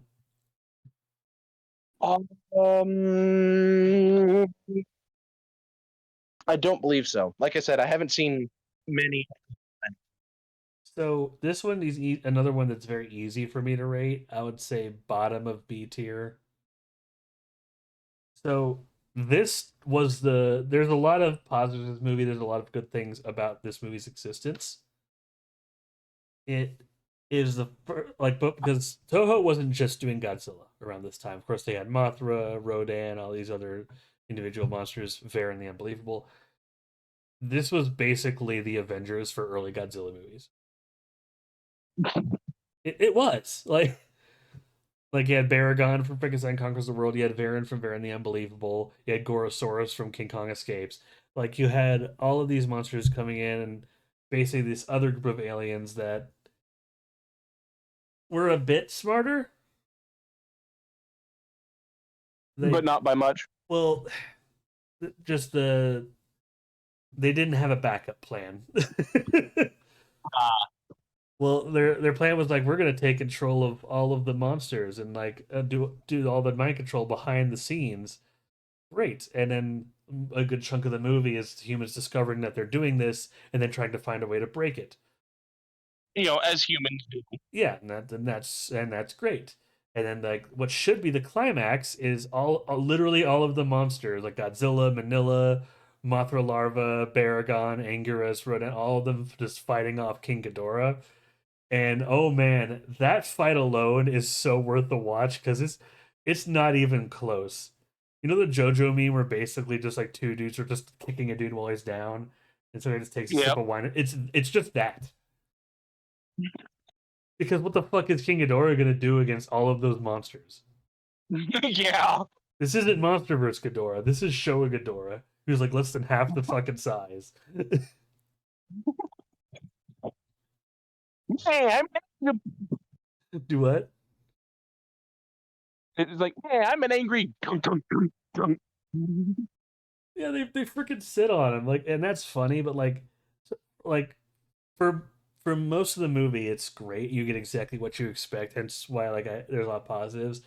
But like just like with uh with Godzilla versus Mothra, like after or rather just like with Ghidorah, I should say, the after the main reason you're there, which everyone fighting Ghidorah, and just after you see all the monsters attacking sites around the world and all that's resolved, there's like the alien ship just coats itself in fire and like, uh, fuck it, we're on fire now, and just kind of zips around the world. Like, what are we gonna do? Blow it up? Oh yeah. But that like goes on for a while.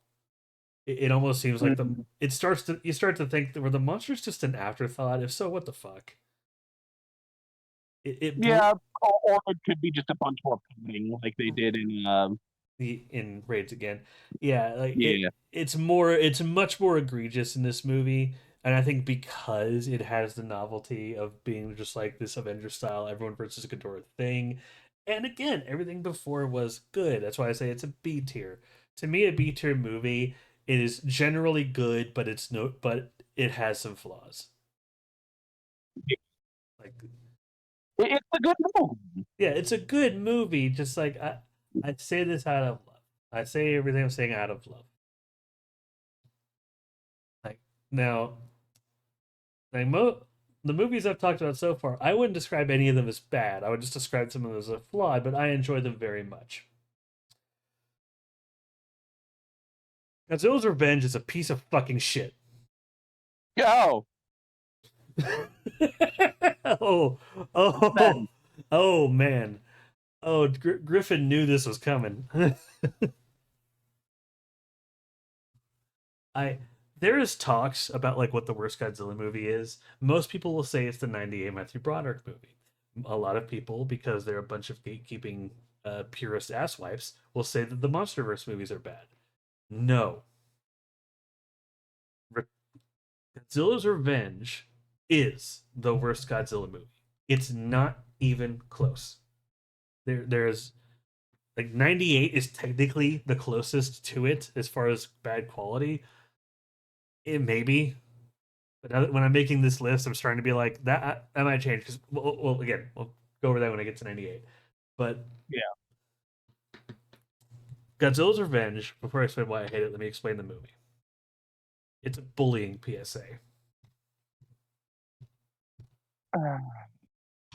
Ba- Basically, this kid is just getting bullied at school, and right now you're already wondering what the fuck does this have to do with Godzilla? So was I.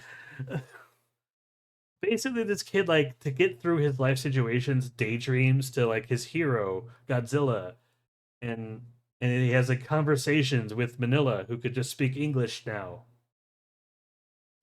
and he gives him this life advice like Godzilla says, or he speaks Japanese, depending which version you want. Like just like how uh,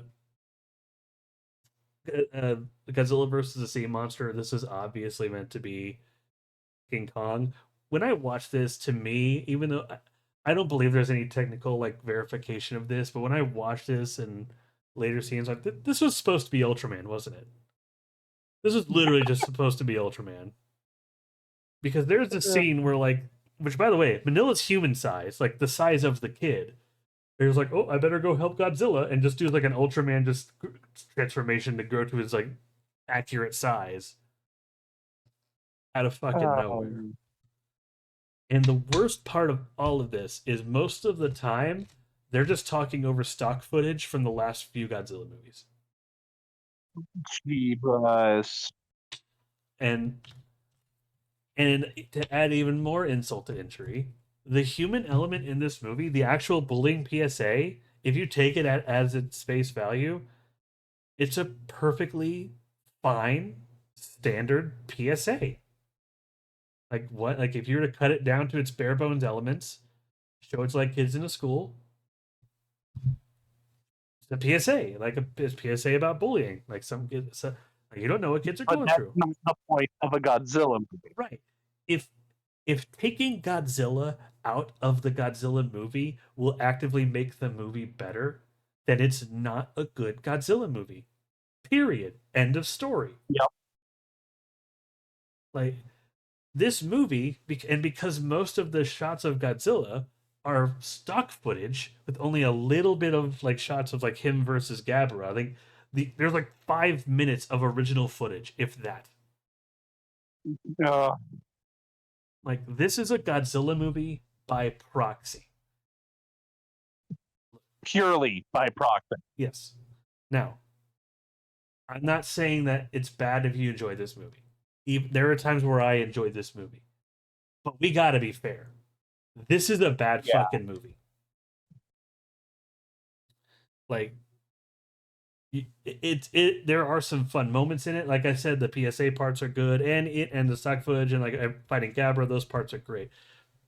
But again, if taking Godzilla out of the movie will actively make that a better movie and just a better movie of a different kind, this is not a good Godzilla movie. It's not blasphemous to say that. It's not. Like this is a bad movie. There's a reason the next movie they basically outsourced it to another director to just we need to try something new. It's because this movie fucking sucks. Yeah. Well, I have a feeling this wasn't the one that you were wanting to dunk on the most. oh no, though. it was. Ah. Like this movie is so many people will like name drop either the MonsterVerse or the '98 Godzilla as the worst Godzilla movie or the worst Godzilla thing. And if they say the '98, and most of the time, it is entirely because it's from America, Mm. and that is such an ignorant viewpoint. Like America has made some great movies and some shitty movies. Japan has made some great Godzilla movies and some shitty Godzilla movies. There's this weird debate about like what defines a Godzilla movie or what defines a tokusatsu amongst fans, and it always seems to just include everything but America, as if that fucking makes sense.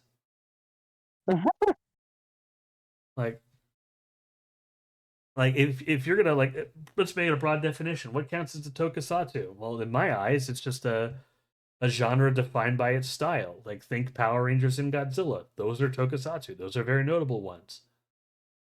Yeah. So the Mystic Knights of Tirnanog, which was produced, I believe, in Scotland or like a Scottish American co-production, that's a tokusatsu. Beetleborgs and Power Rangers, they're tokusatsus. Granted, like it's stock footage from Sentai, but they still do their own thing and they follow the style of the show. And yeah, an adaptation of a tokusatsu that's somewhat faithful is still a tokusatsu. Yeah. You can't just say it's not because America did it. And if you want to say it's not from Japan, well, does that mean Gorgo's not a tokusatsu? Does that mean Spectre or not Spectre Man, Inframan from fucking Taiwan is not a tokusatsu? Because it's my understanding that monster fans love those movies. Yeah. Like Griffin did put in the chat, still the one Godzilla film you and I have never watched together. it's because I am not like, man, I gotta be convinced to watch that movie.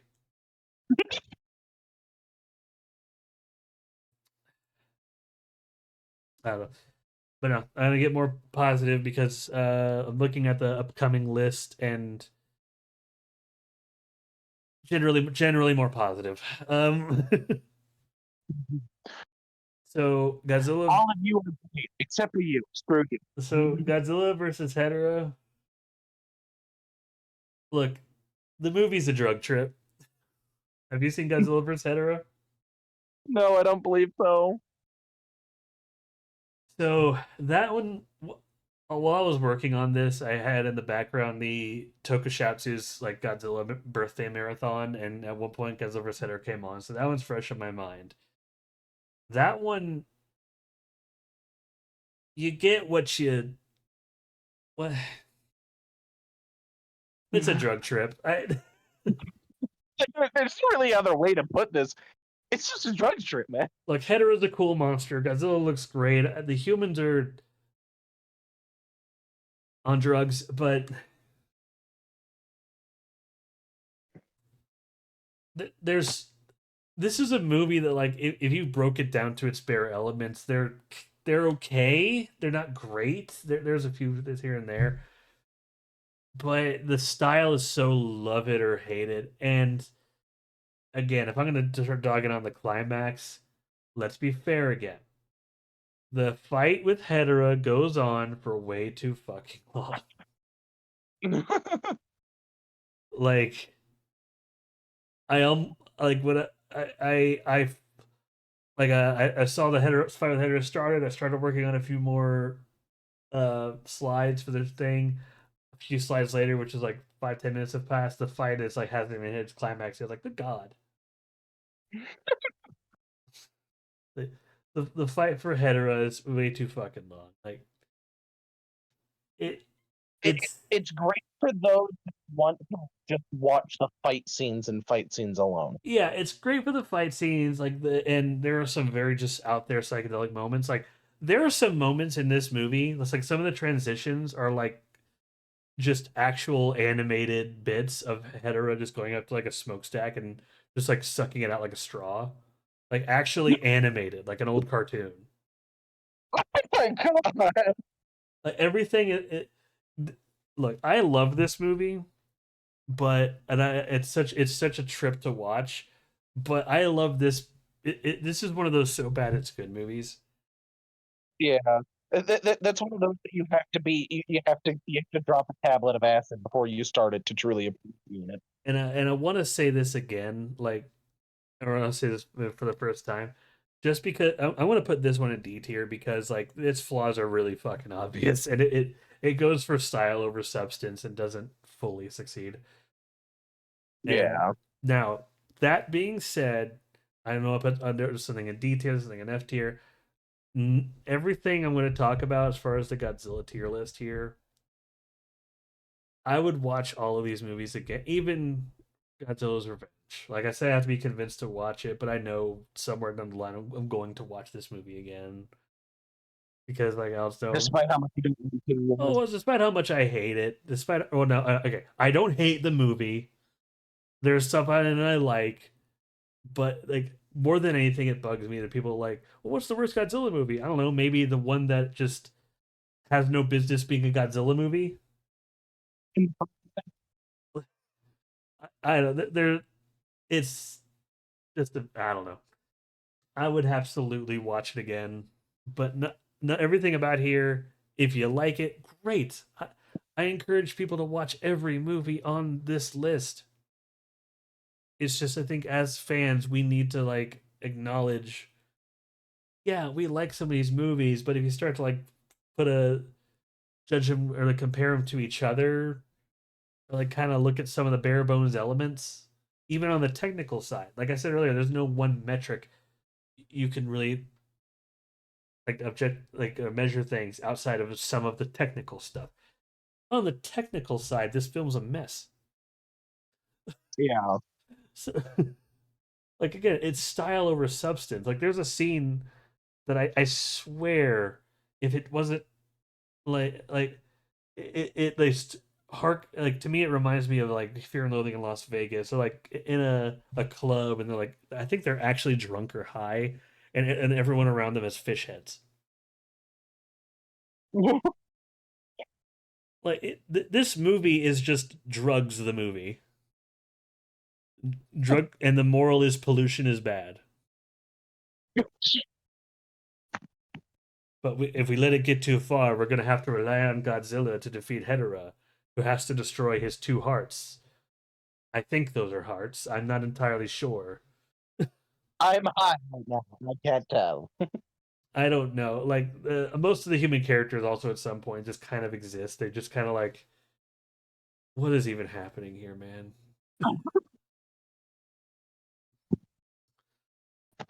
Although the best scene though to me is like when there, I guess there's some drug-addled teens partying in like a desert, and Hedorah comes up, destroy his ball-shaped hearts. Yes, but like it's when Hedorah like early shows up in like its form, which is supposed to harken back to a frog, which is mostly there. But they see Hedorah and it's like, let's get him, and they throw torches and shit at it, and they're like, yeah, I gotta get the giant monster. Then Hedorah looks down, it's like off, and just steps on him. And there's a child like, oh shit, running go like that. Like what the fuck were they expecting there? It's They're high. You expect they're drunk and high. it's literally a frog blob made out of pollution. I This film's dumb. It's a drug-addled mess. I love it, but like, let's be reasonable here. It's not a great movie. It's just, yeah. Okay. Now on to the introduction of Griffin's favorite monster, Godzilla versus Gigan. Oh. I see this, yeah, Gigan as a monster. They want to do something different and fun. So this to me is like a return to like early show form. To like this is up there. Trying to, I'm between A and B on where I'd put this movie. Well, let's talk about it a little bit before you play it. So first off, I love the human characters. Just like with Godzilla versus the Sea Monster, these are characters that initially don't have any business being in this situation, but they do everything in their power to make the best of it. Like the Like humans do. Yeah, like this guy is a cartoonist. He starts to work and he gets a job for this company like Children's Land or whatever. They want to like market Godzilla and all these like things to children, and like the center of Children's Land is this Godzilla statue that they're building. It's supposed to be like life size and shit. And they're all being all shady and stuff. He's like, whatever, man. And one night, some people who seem like just eccentric activist hippies pull this guy aside and they're like, we're trying to get information out of him. It leads to one of the best scenes in one of the funniest scenes in a Godzilla film. Like this guy feels something poking at his back. He's like, huh, and he faints. And you just see the guy behind him just holding like a corn on the cob with aluminum around it. He's like, oh, must have thought it was a gun. It just,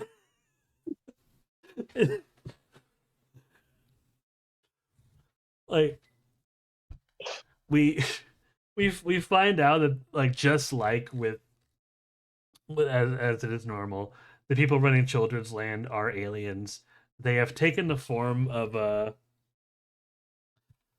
these aliens to me are smart. Like I, like they're smarter than the definitely the ones from Destroy All Monsters. Like Yeah.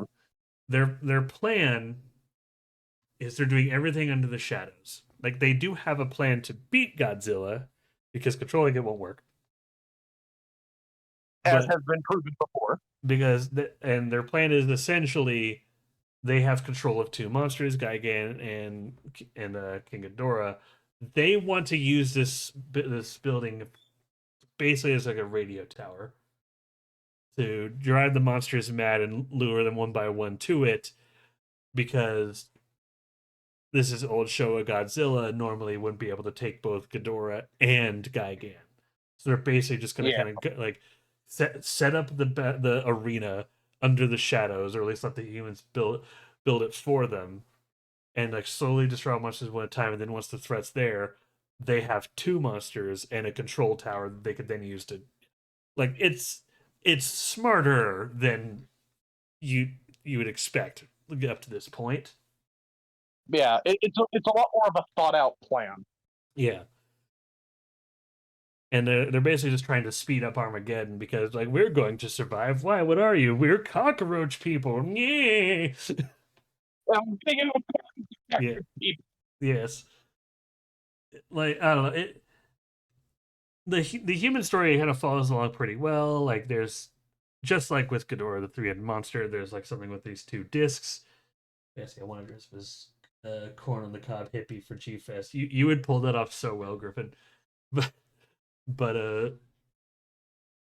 of course then they draw Godzilla and Anguirus to there. The most infamous scene in the movie does play. Um, well, Godzilla talks. What? Okay, in the English version, they talk like in English. Like it is so weird because they're like Godzilla's like, "Hey, Anguirus, what do you want? There's something going on over there. We better check." And in the Japanese version, they don't talk, but there's speech bubbles. So you know what? I'm talking myself up to it. This to me is like an A tier, Yeah. and it's a little higher than Mothra. It's a little higher than Mothra. Like, It's got some goofy moments, but yeah, it's overall it's a good no, it's like, a good showing. yeah, like it's a product of its time, but that doesn't mean it's bad. Like, there's it. I'm not the biggest fan of like. I'm not as big a fan of Gigan as Griffin. I love unique monster designs, but like actually, I also don't like when it gets to fighting. It's Godzilla and Anguirus versus Gigan and Ghidorah, and this one is another long fight, but it's a reasonably long fight because Because like again, yeah, monster. yeah, because then the humans basically have to dismantle the tower, stop it from making the monsters go mad, and actually temporarily distract Gigan and Ghidorah, which then puts the edge in Godzilla and Anguirus' favor. Like there is an active reason for the humans to exist in this movie. In fact, it's like that with a lot of Godzilla movies. Yeah. So yeah, no. For that reason, it is a good Godzilla movie. It is. Like it's not my personal favorite, but it's a good one. All right. It's up there. Yeah. Okay. Have you seen Godzilla versus Megalon? I don't think so. So So okay, this one I'm gonna tell you right now, not as good as Gigan. How like it is a it is a bad movie, but it's carried by some of the best additions to Godzilla ever. oh So the story behind this movie is the filmmakers before it they had children design a monster or like a robot. I can't remember exactly what they were designing, but the winning design was Jet Jaguar. Got his own theme song and everything. I believe the original play was actually for Jet Jaguar to be his own guy in his own movie.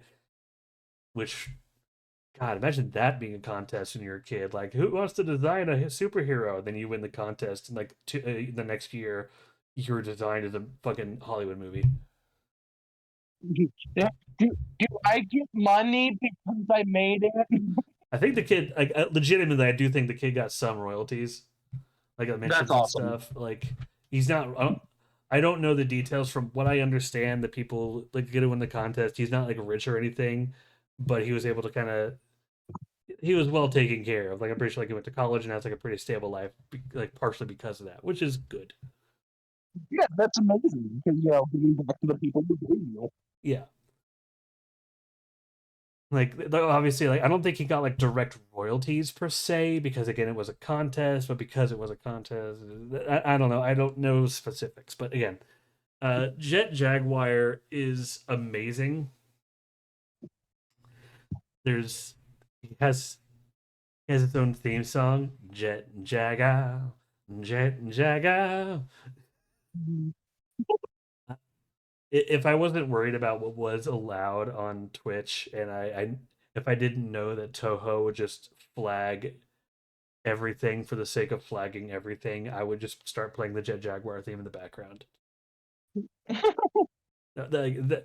No, seriously, like my vagueness on Twitch's fluid guidelines and my hesitancy and my just desire not to anger Papa Toho is the whole reason I'm not playing trailers and movies in the background right now. I'm just explaining them. Yeah, which I'm a fan of. So what? So I should probably explain why this is technically a bad movie. It's entirely because of pacing. Like there's this inventor, like he's out with his kid right now. He invented basically this super awesome like water. It's just a paddle boat. It literally is just a paddle boat, but like the body is like a little cartoonish dolphin, and the paddles on the side also small dolphins. So it just kind of looks like it's just like a dolphin swimming along, and you're just on top, like yeah. Like if I was a kid, I'd love that shit. Yeah, um, and and just randomly in the pool, like a whirlpool starts to, or not in a pool, and like they're in a lake, and like a whirlpool starts to form. The kid barely gets out, and the whole lake is drained. Like there's like random earthquakes and things opening up. Like, and at first they're not really like seeking out the problem. Like, oh, what's going to happen here? We should probably report that. And they're in progress to that before someone goes to them specifically because they're working on the Jet Jaguar robot. And like, this is clearly the only thing that could stop our monster Megalon. We have to stop Jet Jaguar and get his technology. What about Godzilla? Shit.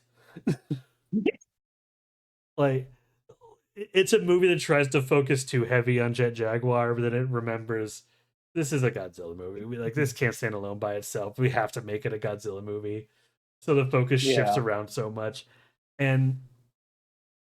And even though Godzilla is only there at the end, like it it's a feature length movie, but it has the pacing of like an episode of Ultraman. Like this, much like Raids Again, this feels like like this is a short movie, but it feels like it could have been shorter. yeah. So like the pacing is just so off. So and even this is in a period where some of the, even though the designs are cool, like the effects, like they're starting to show their age. And like again, there's products that are time, but like there is a point where like if like the tail's starting to like flop around, like pieces are being ripped off, and you see stuff dangling from the arms. Come on. There, Yeah. there's product of its time, and then there's take care of your damn suit, which is something that was technically also prevalent in Gigan, but not as bad as some of the scenes in Megalon. Mhm. So, but again, like the existence of Jet Jaguar and Megalon, and the fact that this movie, despite it being so weirdly paced, it owns its campiness. I'm sure you've seen like the scene of Godzilla's super awesome, amazing drop kick against uh, Megalon. Oh, okay. It's that one. Yes, this is a Okay. this movie like this movie that goes all in. Like we're for kids, man. We're gonna make an episode of Ultraman, but Godzilla, and just they do it. Well, I mean, that's kind of what they set out to do, basing it off of Jet Jaguar. But Yeah, like the tone, like I said, they were after a very specific tone. They fucking nailed it. And despite the story, the writing falls, like the pacing of this movie has bad pacing. Like despite that, it's a fun time, and like if the movie's enjoyable enough to I could look past certain flaws. Um, I'm looking at the movies in B tier. Yeah, right. No, yeah, there we go. It's B tier, right below Sea Monster. I do like Sea Monster little bit more, just a little bit more, but I definitely put this above Destroy All Monsters. yeah.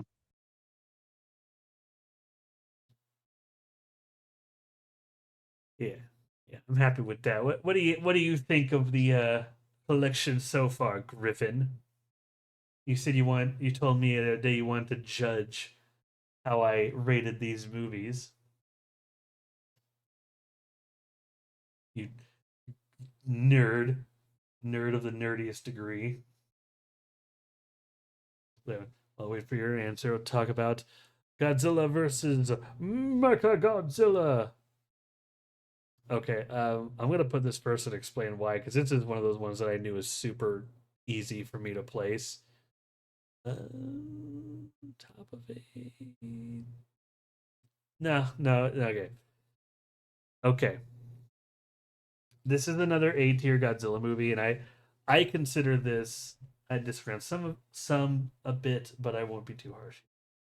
And I'm curious what you disagree with, Griffin. Please put in the chat, like if what movies you change while you're typing that up. I'll explain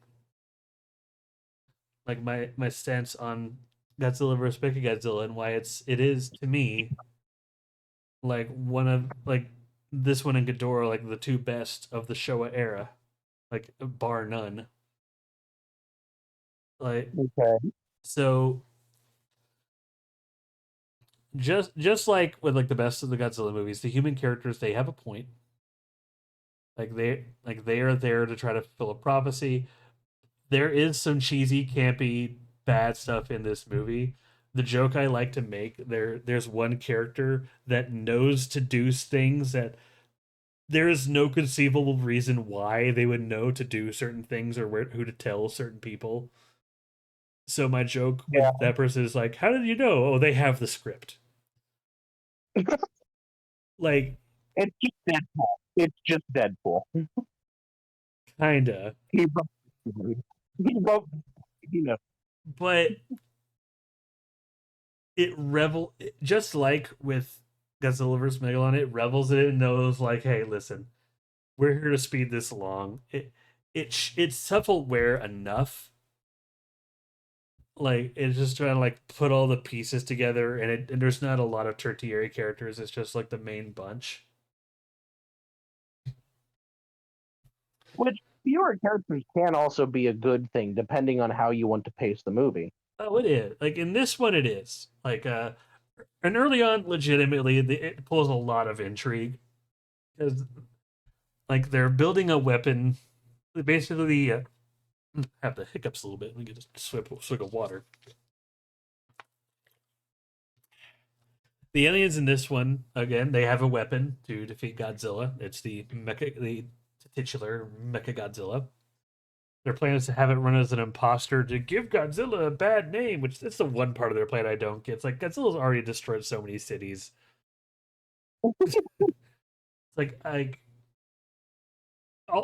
apparently all of it's just like a feint to like I guess just raise tensions against Godzilla to that end, sure, but like I feel like you don't have to convince the military to go against Godzilla, you know. True. But their bigger plan under everything, they like and technically speaking, the first time they send the imposter out is a test run. And during the test run, this MechaGodzilla just bodies Anguirus. Like it's brutal what it does to poor Anguirus. And a and on the ground, they basically they did this scientist who is somewhat knowledgeable about space titanium. What's space titanium? You mean it's from outer space? Yeah, that's there's no discernible. Okay, the biggest problem with like this movie is how can you tell it's space titanium from looking at it?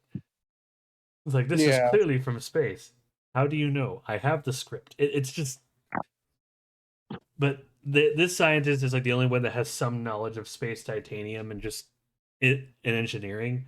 They're like, so the end's like, all right, here's what we're gonna do. I'm gonna kidnap you. We're gonna hold your one living relative hostage. You're gonna finish that robot, or we're gonna kill this person. And if you don't want to help us finish the robot, we're going to kill you. Well, why me? Because you're the only one who knows anything about this robot, and we want control of every variable, which is smart. Yeah, which is understandable. I mean, Like, yeah, no, I don't fault them for that part of their plan. So, their plan kind of falls apart a little bit later. But again, I feel like they're basically fighting the guy with the script, so it's kind of unfair. oh no, But he's no, still good. like outside of that, they learn of other monsters and like they know Godzilla's the strongest. They're specifically going against him, but there is another monster called King Caesar, who's a guardian monster of this family. who is a very much an unknown quantity. And you're like, we don't need any unknown variables. So the prophecy goes that this statue can wake it up. So let's just get that statue and not worry about it. Again, Fair enough. smart. And most of the human plot is people trying to figure out um, just what's the deal with the statue, like trying to get it back home, like why these people want it, trying to decipher the prophecy, etc., before ultimately waking up King Caesar. Because the first time MechaGodzilla and Godzilla fight, MechaGodzilla does actually win and leave Godzilla with a bit of a wound. And it's like, and then they're like, all right, let's bring up King Caesar and 2v1 this shit. Yeah, like, and that's basically the movie. Like it, Yeah. on broad strokes, like it does everything right. The little details it kind of goes against are technically flawed, but it leads into the ridiculousness and just like it kind of like winks at the camera just enough without being so overt. So like It's subtle. it's subtle, it's cheesy, it's campy, it's just, and more than anything, it's a fun time. The good parts are legitimately written well. There really is some good intrigue in this movie, but like so I'm not gonna give it an S tier. It's not the best of the best, but there's outside of the one joke, there's not many bad things I could say about this movie. It's a good movie. Mm-hmm. All right, let's see what Griffin here said. So I've come to respect Mothra versus Godzilla a lot more than I did as a kid, to the point where it's almost equal to, but just below its follow-up Ghidorah, the three-headed monster. Look, like, okay, I get why you think that. And I'm not saying Mothra vs. Godzilla is bad. Like, it's a very good movie. I still say it is strongly an A tier. It is one of the best. Like, I think it's the third best Showa movie personally. Like, I put MechaGodzilla above it because of the fun, and because like there is some bits of like the characters in Mothra, like when I rewatch it, are kind of a few scenes and characters the movie could have done without. It's like it's almost an S tier. In fact, you know what? Saying that again, I'm gonna change a little bit. Like right there, I'm gonna have the A list reflect how I view the Showa movies in order, like from best, from like the three best Showa era movies. There we go. Yeah. Gigan's right below Mothra. Yeah. So yeah, Ghidorah to me is still the best. Like, and MechaGodzilla, great movie. Its follow up, Terror of MechaGodzilla, it's good. Falls behind Do what? just a bit. Do what? Falls behind just a bit. It falls behind just a bit. It's not as egregiously bad as, or it's not as disappointing as the difference from like Godzilla to Raids Again, because yeah, like Mechagodzilla's nature movie was campy. This one is just as campy, and the plot is very similar. Uh, Basically, another group of aliens get a hold of Mechagodzilla, and they're like, "All right, well, if Godzilla wants to have help, we're gonna have our own monster. Oh, this guy has like this secret monster they even the aliens didn't know about. This Titanosaurus. We're gonna have him just kind of do shit." And then Titanosaurus is basically a wild card. There's a lot of fights between like Godzilla, Titanosaurus, and Mechagodzilla that, if I were, that eventually devolved into just a battle royale style thing. So to that end, it's fun, it's good, but the characters there's never just that funny draw, and the characters are nowhere near as memorable as like Mechagodzilla. Yeah. Like yeah, there's the old scientist and his daughter, but it's something that really sticks as well, and that's really the only flaw. Like it, uh, yeah, yeah, okay. This movie was a linchpin to me that made me confident that yeah, King Kong versus Godzilla is firmly an A minus, because I do like it more than Terror of MegaGodzilla. Yeah, yeah. Terror of MegaGodzilla is top of B tier because it is ultimately it's fun. It's a fine movie, kind of just a whatever ending to the Showa era, but it's good. It's just not as good as the other ones. Yeah. Actually, I'm gonna no, no. Invasion of the Astro Monster is a little bit better. just a little bit, just a little bit. All right, yeah.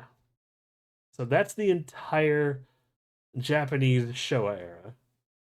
One S tier movie, a bunch of A tier and B tier, a few C tier movies that are just kind of okay, not really bad, and We don't. two movies that are bad. But again, I will happily watch these movies. I'm not saying I don't like these movies. It's like if I'm going to be as objective as I believe I can be, like Hedorah. Hedorah is a bad movie. I will absolutely watch it again. This is the closest I will go to having LSD. But yeah, okay. But now I'm gonna take a little brief intermission before the Heisei area. The Hanna-Barbera Godzilla show. So this is a C tier show. Okay. Okay. C tier. Yeah, C tier. This is just so average. Like if you watch episodes of it again, the entire draw of the show is just the animated Hanna-Barbera bits, like of Godzilla fighting the monsters. And it's an old 70s show. It follows the same beats as something like Space Ghost, where all of the episodes have the same formula, every single one. It's it's a product of its time and to me a detrimental way. And I don't want to be too harsh on it because this came from a time before, like this was came out in like 78. This was right before the first like animation renaissance. So this is before things like G.I. Joe and Transformers, when animation companies were like, oh, cartoons can sell toys. 80s happened. Like, and so couldn't get past the first two episodes. I drew the line of Godzilla's roar being just a guy going, Ghidorah. Yes. Well, and I totally get that. The fights themselves with monsters, like the novelty of Hanna-Barbera Godzilla and just the designs themselves are really what's carrying this. It's I might change it when I get to the other Godzilla animated series, but it's a C minus. It's bottom of C at best because the human characters are just kind of There. yeah. Outside of the little blonde kid who befriends Godzuki, which that's also another thing. Godzuki, is it Godzilla's son? Maybe. Like I don't know if it's actually established in the show if it's like if Godzuki is like Godzilla Junior or like Godzilla's little brother. I don't know. But what about the little wet potato? Oh yes, the little wet potato that is Manila. I love Manila, but there is a Godzilla Junior I like better. We'll talk about that in a bit, but I don't know. Like the fights of the monsters are fine. I totally get Griffin you not liking the roar, but like even if it's a product of its time and it sticks to a formula to its detriment, it's not a bad formula. Like the family goes in their boat, bunch of scientists discover a situation, like, oh, there's a monster here. Summon Godzilla. Bing bing bing bing bing. Monster fight. Ding ding. That's it. That's it. Like you don't expect much. It gives you what you expect, and but it just kind of exists. I can't be too hard on it. But by that same token, I'm not gonna praise it. Like it does exactly what it sets out to do, and to me that's just definitive of like right C tier. It's fine. Yeah. All right. Now it's just another show. It does the concept better. Yeah. Yes. Oh yeah. Oh, absolutely. I'll get to that. All right. Now, Return of Godzilla. We are finally at my second S tier. Oh. This movie, like, there's a. I think I've told you this before, Draco.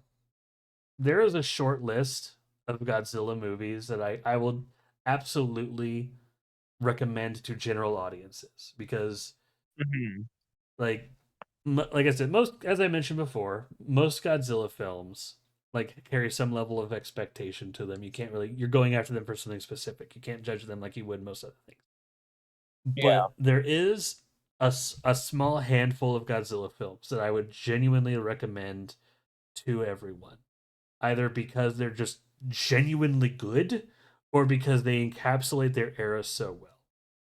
Like both both of these films are on that list. Also, Mothra versus Godzilla. Even though I rated other Showa films higher, like I said, it is a staple, and it does generally capture the idea of just like that era of Godzilla pretty well. Gives you a Yeah. clear idea without before it gets too campy. Like so, but no, like Return of Godzilla, they're like, all right, we're done with the Showa era. It's 1984. Let's bring Godzilla back to its like dark roots. This is the start of an era of sci-fi movie or era of Godzilla movies that were more defined by sci-fi and monsters than anything else. Instead of just like the camp and cheesiness of just like aliens and monsters and guys in suits and blah blah. Like effects and raw science fiction were the name of the game for like the next few Godzilla movies. And the goal of this one in particular was to bring back Godzilla fresh, like a direct sequel to, like ignoring everything else but the original, like a direct sequel to it, Mhm. which is a trend in Godzilla films. So it basically is like we're gonna do just Godzilla. We're gonna see how the government reacted to that monster existing. Like there's actually like a government agency that's like a Godzilla strike force, but because Godzilla hasn't done anything in 30 years, they basically don't get a lot of funding. And they're like, we're just kind of here, man. Look, I'm on the payroll, and this is company time. It, So oh yeah, absolutely. He's just sitting there. I think when we first see him, he has like a washcloth around his neck, like he just got out of a fucking sauna. He has like a paddle ball. He like without going too into detail and spoilery about like the concept of this movie, because just like with uh Godzilla King of the Monsters or Gojira, it had an American release that added footage. The original Gojira had the American version King of the Monsters that had added footage with Raymond Burr. Or not, yeah. And even though I didn't list it separately on the tier list, I do consider Gojira and Godzilla King of the Monsters different movies because they are very different viewing experiences. hmm. Like King of the Monsters puts you from the perspective of an American reporter looking in, whereas in King of the Monsters in Gojira, you're more specifically following the main three characters. I do prefer Gojira, but what we got with Raymond Burr in King of the Monsters was admirable. And Yeah. and of course he returns in Return of Godzilla or 85 to basically he cameos just as his returning character because he's seen this shit before. Yep. The respect to continuity, the accuracy that they brought everything back to just a more darker time, and just how good the effects look, and just how tight this story is. Like, I love it.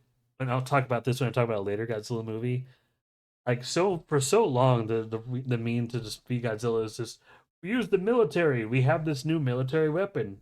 It goes pew pew. I love creative ways to end Godzilla. Yeah. And their solution here is like they find out that he follows like migratory patterns similar to birds. So they try to manipulate that, and they basically lure him into a volcano. Ah. I I love how creative this movie is. I love how it adheres to the tone of the original while making its own name for itself. Like it's not one of my personal favorite Godzilla movies. There's things I like more, but I credit where credit's due. I gotta show respect. This is to me like one of objectively speaking one of the best Godzilla movies. Hmm. Does falter a bit Griffin with does say he does falter a bit with some of the main cast, but the supporting cast as well as Hey Yoshida is what saves it for me. absolutely. Like I agree. Um, mm, yeah, I do agree, but like they falter, but it's no they don't falter as egregiously as like some of the previous Showa era films.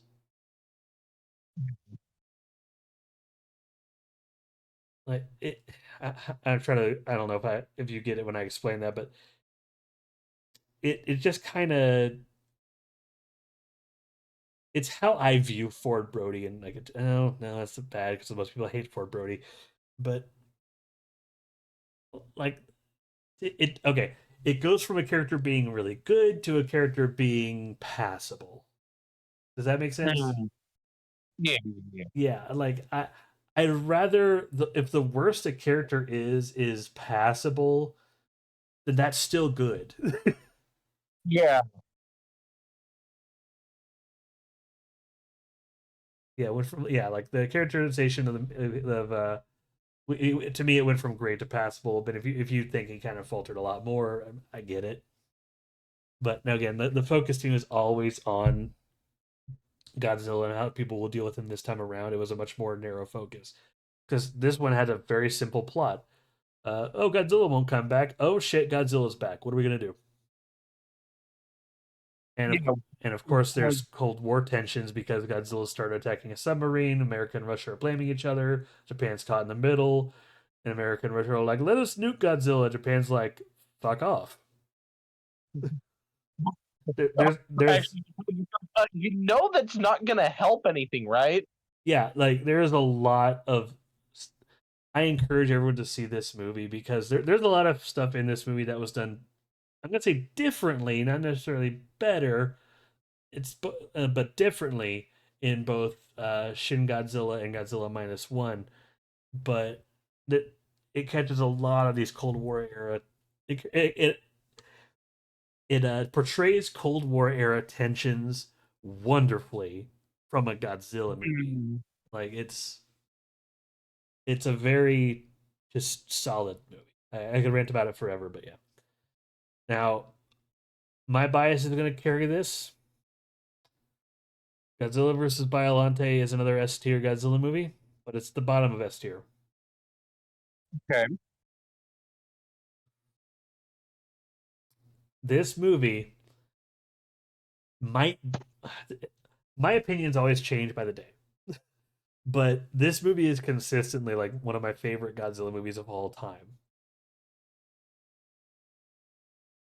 And it is a direct sequel to the Return of Godzilla. And I mean direct. It picks up right where it left off. Like people are scrounging Godzilla cells from the wreckage of the city to study them. Godzilla's in the volcano. Time after that, they discover, oh shit, Godzilla's alive down there. What do? Yeah. And in the meantime, like they find that Godzilla cells have these amazing just reproduct like regeneration abilities. And the scientist who I can only describe as a mad scientist, it we know his backstory from the movie. Basically, has a daughter who loves roses, who died in a bomb explosion in the fictional country of Saradia. He keeps her memory alive in this rose garden in his home in Japan, which is sweet. And he eventually starts working with this telepath, this to actually speak with Emmy, his daughter, who is like actually her spirit actually resides in the roses. Aw. Like yeah, no, like so, and I mean literally, her spirit is there, but like so, it's that kind of sci-fi. Spirits exist, psychics exist. Just that's the era of Godzilla we're in. This movie does a good job just casually just like this shit exists without making it go to jumping the shark. Yeah. And but and despite him knowing she's there, he's unable to communicate with her. He doesn't want anything bad to happen. And all of his work started with working with these plants, and people are like, "Hey, we got these Godzilla cells. If you want to work on this stuff, work on some more Godzilla cell research." And he keeps hitting hesitant. but eventually, like the flower garden where his daughter resides actually starts dying, so he starts this mad science experiment to fuse the rose petal plant cells with Godzilla cells, which does eventually backfires and gives birth to Biollante, which is like half rose, half Godzilla. Oh, bitch. And because he uses the rose garden, it's a monster that contains Emmy's soul. Mm. Like, it's a lot to follow up. It is like deep cut sci-fi, but damn it, is it not consistent? And plus, it has one of the it has John Wick before John Wick. Ah, There is like a Seradian special agent who I swear must have been like some precursor, like a inspiration for John Wick. Like if we ever watch this movie together, you'll know what I'm talking about. yeah. And his opening line, the daughter's name is Erica. Who's Emmy? Who am I thinking of with Emmy?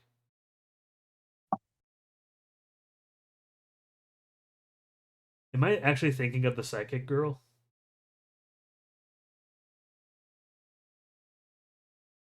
I'll but anyway, the where was oh yeah, Cerati and John Wick. Basically, the country that the guy who made Biollante he initially was working with lost his daughter to. They have their own interest in the Godzilla cells because their whole goal is they want to convert all this desert that takes up most of their country into just something they could use to establish like infrastructure. Like, Yeah. like we want to. They're portrayed as the bad guys, but realistically, it's like they literally just want to convert part of their desert into a granary.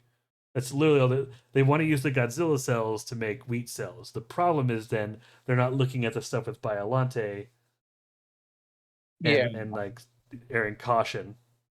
They're very much just like either we have it or no one has it. Psychic lady, yeah. Okay, psychic. Who's Emmy? I'm looking this up. This is gonna. No, no. Oh, Bother you the day you die. opening up a new window so it doesn't cover the thing. Godzilla movie Emmy.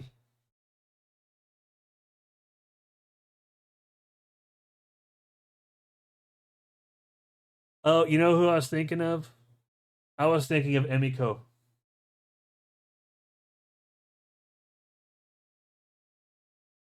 Who is? the protagonist of the original. Ah. Okay, and there is an Emmy in the follow-up movie, but I don't I know for a fact I was not thinking of that Emmy. We'll get to that in a bit, but no, this much like with 85, this is like just the plot is clean, there's a lot that happens in this movie, but it's so easy to But follow it along. makes sense. It makes sense and it's easier to follow along than you'd think it would be. And plus, like, I'm gonna look up a video or just a picture of what Biollante looks like in another window and send it to you. Like, if you're Oh, watching, I've been looking up some of the creatures as we've been going along. oh yeah, I Biollante is like one of the coolest creatures ever in the Godzilla mythos, and the effect they use in the movie is amazing. Yeah. It does look pretty hardcore. Like, and apparently, this is one of the highest rated movies in Japan. Like the people in Japan love this movie, which I can see why. And actually, before I continue, that's a fun little thing to point out is people in Japan have the very different perspective of Godzilla movies in America. Like the general favorites in America are not the general favorites in Japan. Like, well, outside of the obvious, like of course they love like the three I have in S tier. I think are just universally beloved. But I Yeah. think most people in Japan, if I recall, like the Showa era a bit more. because this is how they view Godzilla. But no, it's but yeah, moving on to it. I don't want to drag it. But yeah, Godzilla's Biollante S tier is just the worst parts I could say, and as I could say about Biollante is there are some parts that are really cheesy and it's a really just a bit goofy. Hmm. Like no, they're not too goofy, but they're like borderline. And I've said this when I did the tier list of Marvel movies. Like, if there's one small hiccup in an otherwise fantastic movie, that's still an S tier movie. Yeah, because again, you can't. There's no such thing as a perfect movie. Right. If I go off of the Angry Joe scale because the way he described it to me is like the best. Like if the positives of a movie outweigh the negatives by an overwhelming degree, it's a 10 out of 10. 10 out of 10 doesn't mean it's perfect. It means that it does the best that it could have possibly done. Yeah. Okay. Now, Godzilla versus King Ghidorah. I know if there's Godzilla fans watching this, I might get some hate for this. I know generally this is like one of those beloved like the King Ghidorah movie. It's fine.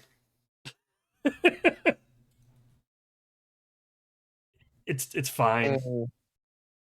I'm sorry. Like, look, okay, look. The good things in this movie are good. Like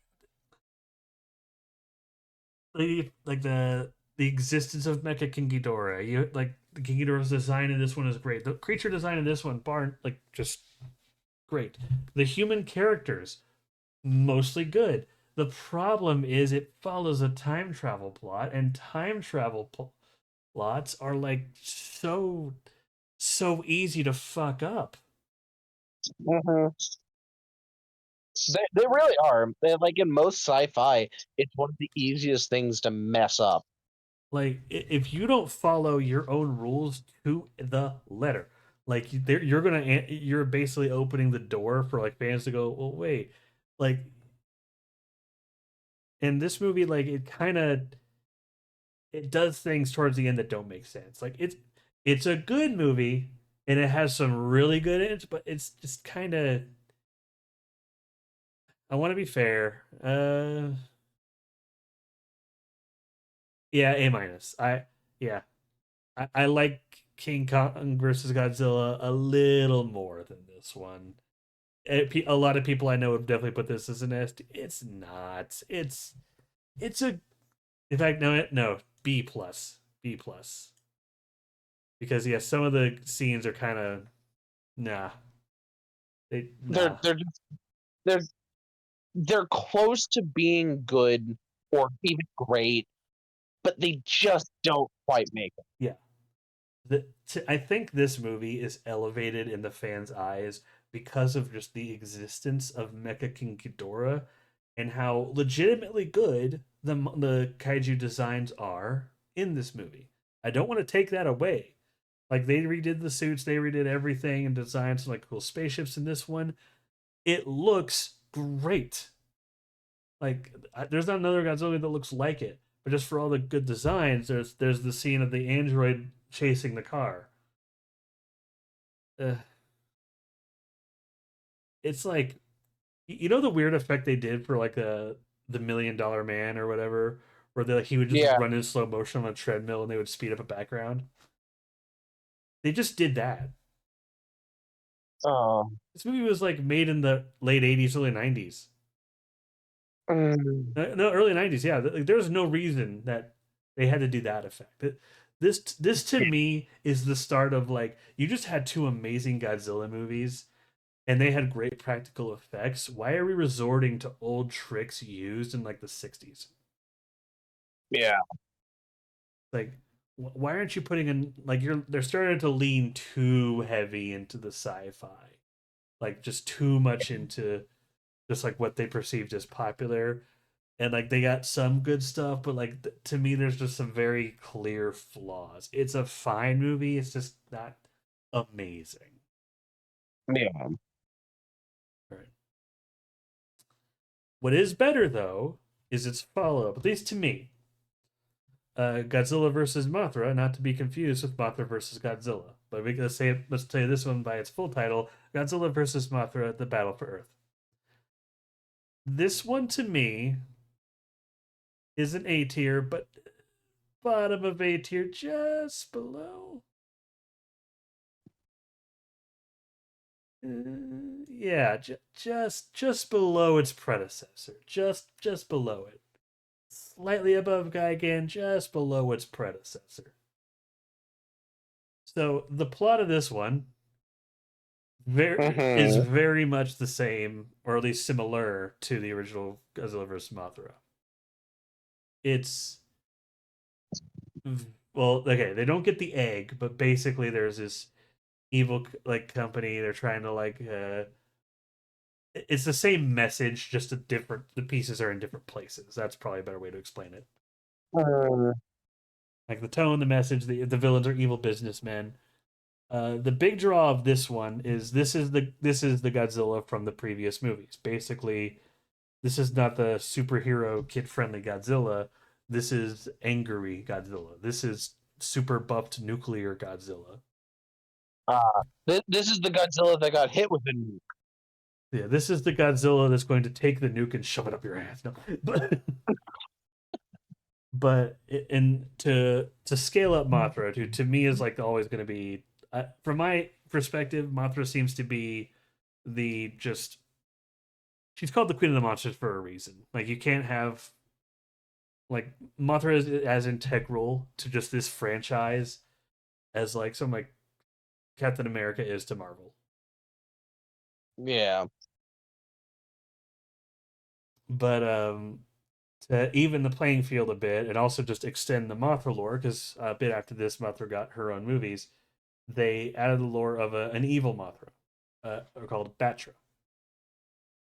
Basically, they were the yin and yang of the world. Mothra had basically represented the good pacifist, like the loving parent, and Mm. Batra was the spirit of vengeance, essentially. Like they were fighting technically on the same side, but they disagreed with the method a lot.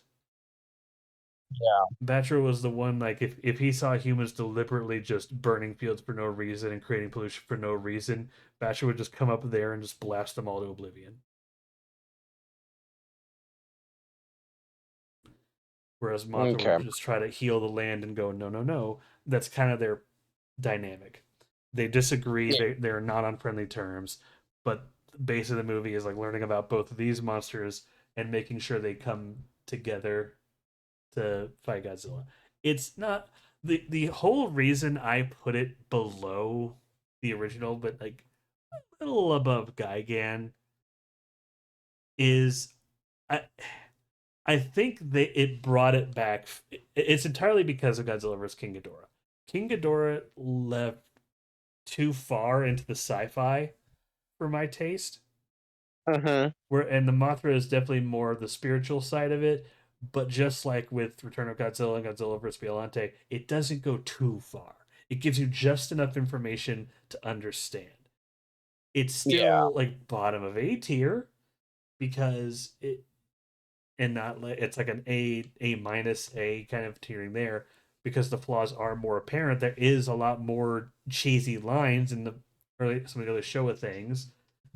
The shot that comes to mind personally that I just can't get over how dumb it looks is there's these three explorers who go to the island where Mothra is supposed to be, and at one point they like fall off a cliff and they have to like they have to deliberately let go of this bridge that collapsed and fall into the water, and it just does like the one by one watching them all fall, but you can very obviously see they're not falling into a river, they're just falling into a pool. Oh. Like it's very clearly chlorinated water. It looks so bad. The shots that are bad in this are like obviously bad. The characters though are super fun, super memorable. The monster designs are great updates to Batra, great updates to Mothra. Like unlike some of the other things, like it's good. I think it's a bit better than King Ghidorah. It's just it's a movie. It frustrates me because it could have been great, and because it's not as good as its predecessor. And that's the only thing I'm sure of. It's not surpassing it. The lowest Yeah, I would rate this movie is B plus, right ahead of King Ghidorah. But it's like, yeah, but I'm comfortable with it more because when I just look at the films next to it, I do like it a bit more than Godzilla versus Gigan. Even though I didn't say anything bad about Gigan, the good stuff in this one is very good. There's like shots and like like scenarios, and just character interactions that are new for the Godzilla franchise in this movie. They clearly experimented, and to a point they succeeded. So like yeah, credit where credit's due. But part of like them taking these risks is there are some bad parts to it. So this, yeah, it's a good movie, but I completely understand if people would rate it low. It's not amazing. I think it's an A because of just how it handles itself, and it is legitimately fun characters.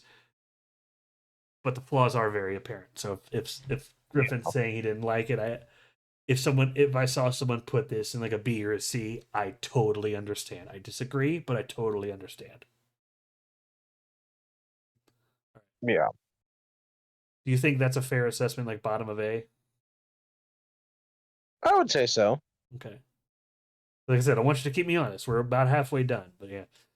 Yeah, yeah. No, it. Like you said, it's got great things. It brings a lot of good stuff to the table for the entire series. But there are just some things that you can't look past. Correct. Now, now, Griffin, you might disagree with this. I don't know how you feel about this movie, but Godzilla vs. MechaGodzilla 2. And it's not a sequel because it's the second time he got MechaGodzilla. I forget why they call it Mega. This movie's a mess. It's a C tier mess. Yeah, it's a C tier mess. It's So Godzilla. what the fuck? This one. It's Godzilla Junior looks like a crack baby. Okay, okay, no, that's too harsh. Okay, I should explain that. So objectively speaking, the Godzilla Jr. they have in this movie does look more reptilian. I think it looks great. But there is a shot in this movie because they don't realize it's actually a baby Godzilla. They have this big enclosure set up for it. They're trying to study it. Figure out what is this thing.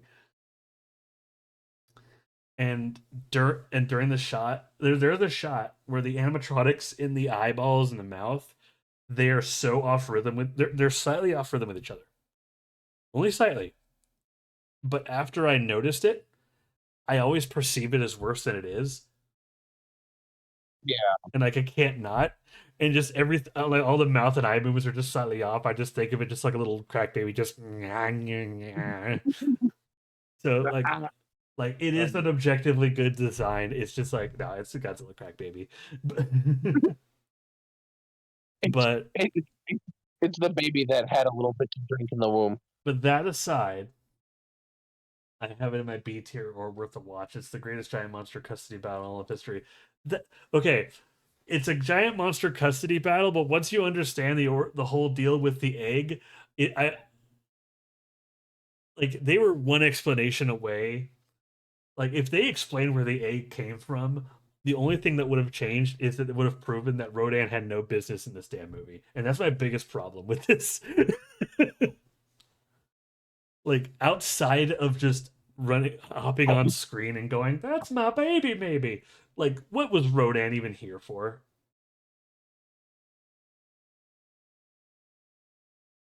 Like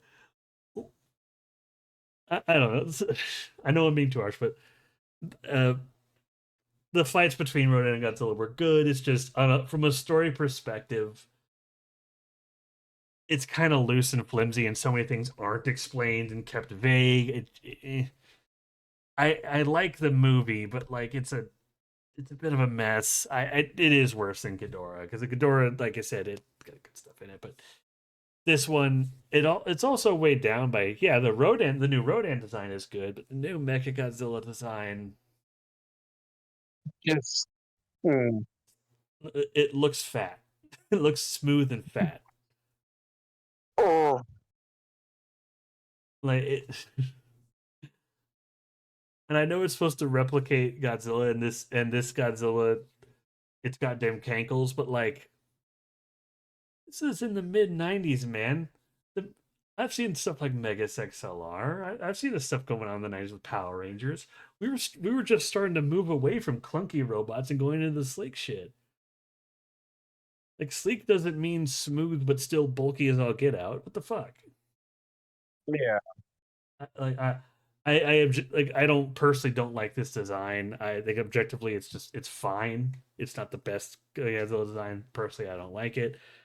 But it's as far as its role in the movie, that's where I could say like objectively it kind of falls short. Yeah, it's there to fight Godzilla, but like it doesn't. I don't outside of getting its eye blasted. I don't remember it being able to do a whole lot. It should have been the Noriyoshi design. I 100% agree.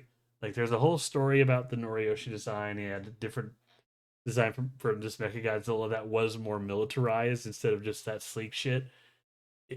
And it would have been so much better. But this is a fun movie.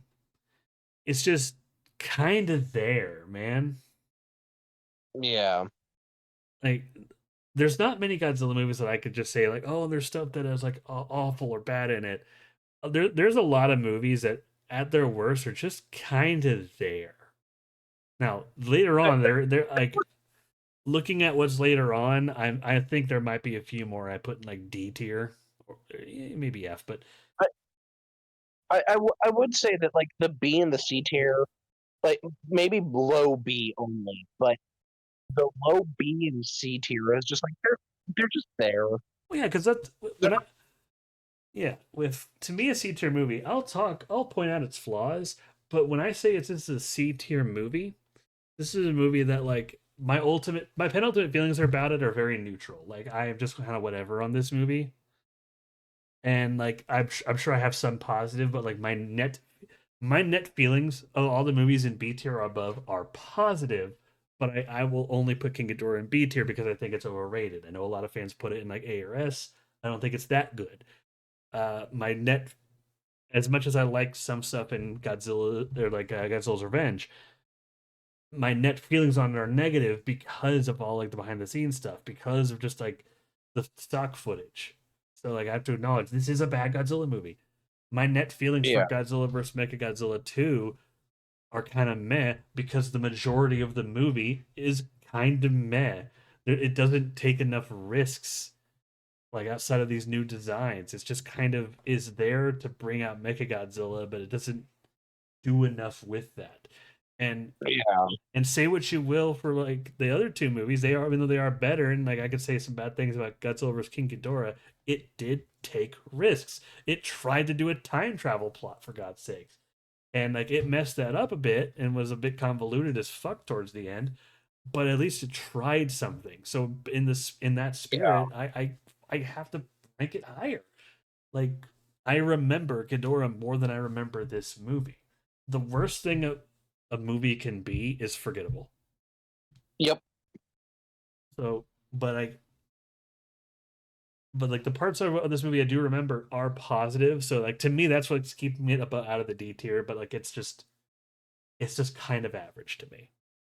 It has Yeah. like some good redesigns, some bad redesigns. The characters are just kind of going through the motions. The sci-fi of the animatronics, it's just kind of there. Oh boy. Okay. Griffin, you might entirely disagree with me on this one. Godzilla versus Space Godzilla. Oh boy. Where do you think I'm going to rate this? Have you seen this one? No, I have not. I am just now looking to see what the space Godzilla looks like. Okay. So I want to preface this. I like the Space Godzilla design. like the idea of just this crystalline Godzilla from space, and there's in the movie, I like the idea of just basically evil Godzilla, but in the movie, there's no clear just they don't know where it came from. There's basically two explanations, and both of them would have been completely fine. And I just it would have been better if they just stuck to one. Yeah, Like instead of splitting it. option one, because there's Godzilla cells in the at the end of Godzilla versus Biollante, the basically the spores for Biollante go up into space and they drift off. And one explanation they have is those spores basically were exposed to solar radiate and just all this radiation in space and merged with some other stuff, and eventually coalesced. We're doing like crystals and other Yeah, things on planet into this, and because it's Godzilla, it just basically used its natural instinct to head home. To me, perfectly fine explanation. yeah, It doesn't make whole lot of sense, but like again, this is like grand sci-fi. My this level of suspension of disbelief is enough where I can say, "Cool, that's your explanation, fine." But then there's another explanation where it's like, "Oh, maybe the Godzilla cells were on the back of like the mini Mothras from Godzilla versus Mothra Battle for Earth, and they just kind of fused with Mothra's energy and just and black hole or something." I was like, which one are you going with here? What? yeah. Like, pick an explanation. Um, so I I am fighting myself. Like, you give it a low B, I would go lower, and it's similar reason as another Godzilla movie. I can forgive like certain things with effects, like just like with King Ghidorah. Like the space scenes in this movie are bad.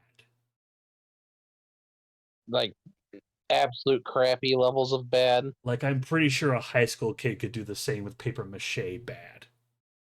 Oh, Like oh, when they're in space, you can very much tell that's just construction paper and stuff on a backdrop. oh.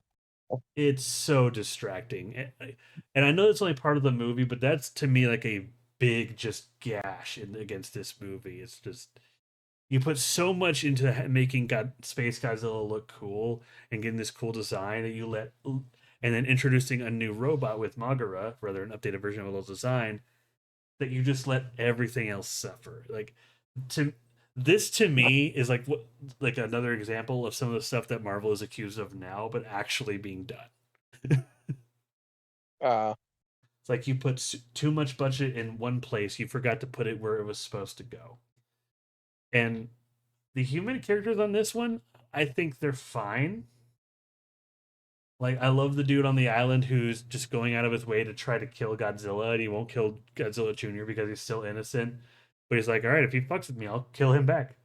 This, yeah, like, like I I love everything on the island, and but Space Godzilla, despite like his origin being like either explanation working, he basically like there's a scene where he pops in looking for Godzilla. Godzilla Jr.'s like, wait, are you my dad? This Godzilla's like, no, I'm not, bitch. Trap you in a crystal prison. So yeah, Space rude. Godzilla literally kidnaps his kid for reasons. Hey, look, he got the petty. Okay, he got the petty. I guess I think that's the biggest gripe against this movie is things just kind of happen. There's not really a flowing narrative. Things just kind of happen. These people are on the island. Space Godzilla shows up and kidnaps the kid. Then he goes to Tokyo. But why though? Turns it into his own palace out of crystal. Well, couldn't he done that on Monster Island? He already seemed to be doing that because he made like three crystal like dungeons essentially. You use that whole setting. That would have been more. Oh, but then we can't have Magura. Why not? but what if just have Mothra fly? You could. I don't know. There's so many things that just don't add up. Things just kind of happen. Like I'll watch this movie because it's still fun, but man, is it dumb? I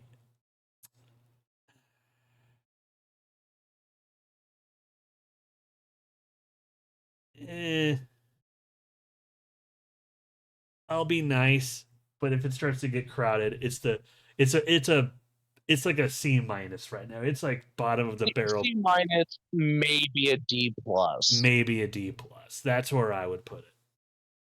It's a dumb movie and it makes some weird choices, which makes me so goddamn happy to say that the follow up and like finale of these era movies, Godzilla versus Destroyah, is so much better. To Oh, top of A tier, almost an S tier movie, almost. It is almost there, almost there. Like A plus plus. Doesn't quite hit that level of perfect because like to me, there's one flaw it has that really keeps it from it. I'll get to it in a bit. But basically, this movie uh, is you have a destroyer. It's a mutated organism born from the same oxygen destroyer used against the very first Godzilla in 1954. hmm. So literally, it is the monstrified version of the thing that the only thing up to that point that could have canonically killed Godzilla. Oh, And it has one of the most unique designs ever. Like it looks, everyone compares the look of Destroyer to just the kaiju devil, and like I think that's a very, it's apt. yeah. I was actually just like, yeah, I was like, yeah, that's pretty accurate, actually. And before that, like in some of if you're looking up Destroya, like some of the you might see a few images. You have the big body, which is like the wings and whatnot. You might see smaller things that kind of look like kind of bug like that have the weird like alien protrusions out of its mouth. Basically, it starts off as like multiple organisms that kind of merge into Destroya. And Oh, so there's one part that like I generally am okay with. It's not the biggest flaw, but a good chunk of the movie, there's two stories going along that do converge very nicely. One, Godzilla is attacking not Tokyo, but into Hong Kong recently, glowing red. And people found out because of the events of Godzilla versus King Ghidorah and all the shit that they've been putting him through with Space Godzilla with all that cosmic radiation. Uh, to put it bluntly, Godzilla is now a walking reactor about to go full meltdown. ah, So they're trying to figure out how the fuck are we going to stop this. Hence the sort of the oxygen destroyer. But as the oxygen destroyer kind of becomes its own little thing because of mutations, there's a few scenes of like military guys trying to stop like this horde of insects that are just bigger than humans, and they kill people in horrific ways. Like they literally, its tagline spoils the ending. Oh yeah, don't look at the Japanese poster for Destroy. Like they kill people, they literally just absorb all of the oxygen in their body. oh, oh So God, yeah, so they're just barely wet husks.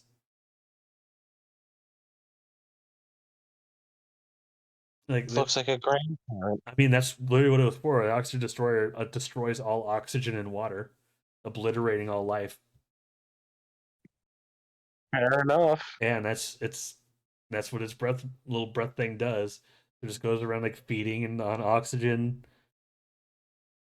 And the background thing is you have Godzilla Jr., who was, I didn't mention it previously, but in Space Godzilla, to me another thing that's kind of just dumb in this movie is Godzilla Jr. in that looks chibi as fuck. Like if you look up Godzilla Jr. in Godzilla vs Space Godzilla, it's so cutesy. I love it. Just in general, like it's a cool design, but like, man, it's so in an era of films where you had like Biollante, King Ghidorah, Mothra has evil Mothra. Yeah, it just on its own it's fine, but it seems out of place in a weird way. I don't know. It does. I think it seems out of place for the era. I don't know, especially because if you look up the Godzilla Jr. in Godzilla vs. Mechagodzilla, despite me calling it a crack baby, it looks fine. Why couldn't they just do that, but a little bit bigger and more upright? Especially because in Godzilla vs. Destroyah, that's what they do. It just looks like Godzilla, slightly smaller and slightly hunched forward, like it's still growing. So instead of just Godzilla fighting Destroyah, it's actually Godzilla and his son versus Destroyah.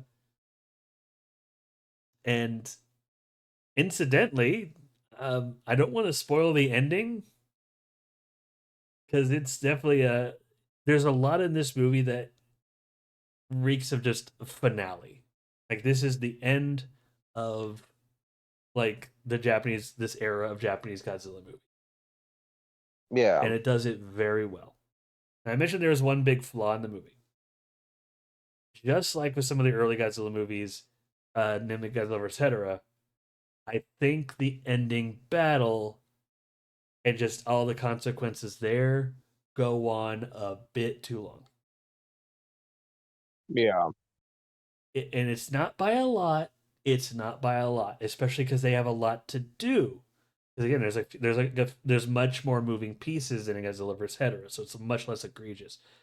But like they could have saved time with some of the little shots of just like the little bugs biting Godzilla, especially when you're just going to revert back to fighting Destroy anyway. Uh, there's a they, if you're gonna cut like 30 seconds to save time, that's where you would do Yeah. it. If the ending battle was more streamlined and like more fit tone with the rest of the movie, which is great, this would have been an easy S tier, right below Biollante for me.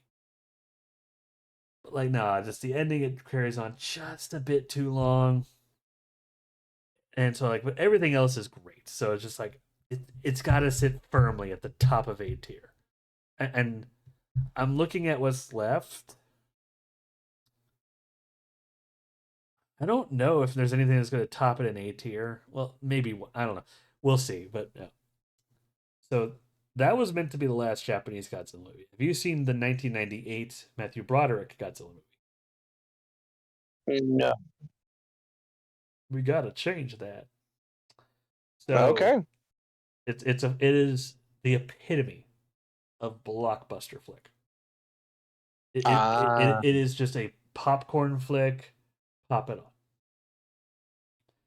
So I'm not. I do think that if you take this movie on its own merits, it's perfectly fine.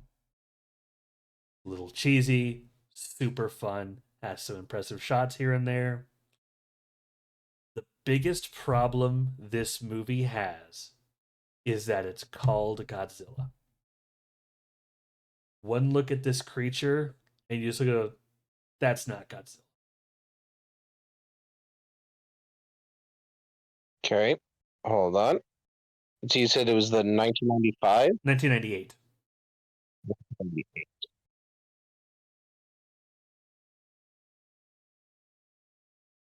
That, yeah, Like that's not Godzilla. if this would have been named anything else, like maybe just an adaptation of like Reptilian or something, or what it apparently was supposed to, what Reptilian was supposed to be, just Yongary or something other than Godzilla, it would have just been just solid B movie. But it carries the name Godzilla, and it also tries to unabashedly rip off of things like Jurassic Park with Godzilla's eggs. Like there is some blatant kind of yeah. And it does look like, especially for like all of Godzilla films up to this point, it looks a bit too much like a T-Rex. Yes, like Godzilla has a consistent look. Yeah, like I'm the type of nerd that could look at each Godzilla design and kind of gauge which Godzilla that's from, but there's a general silhouette. It's like Yeah. Batman. Like there are some key things you have to get right for people to recognize that's Batman.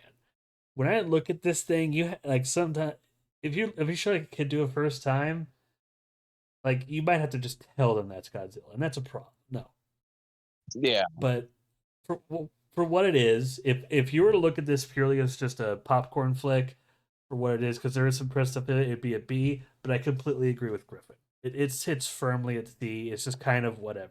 A lot of people see this as bad.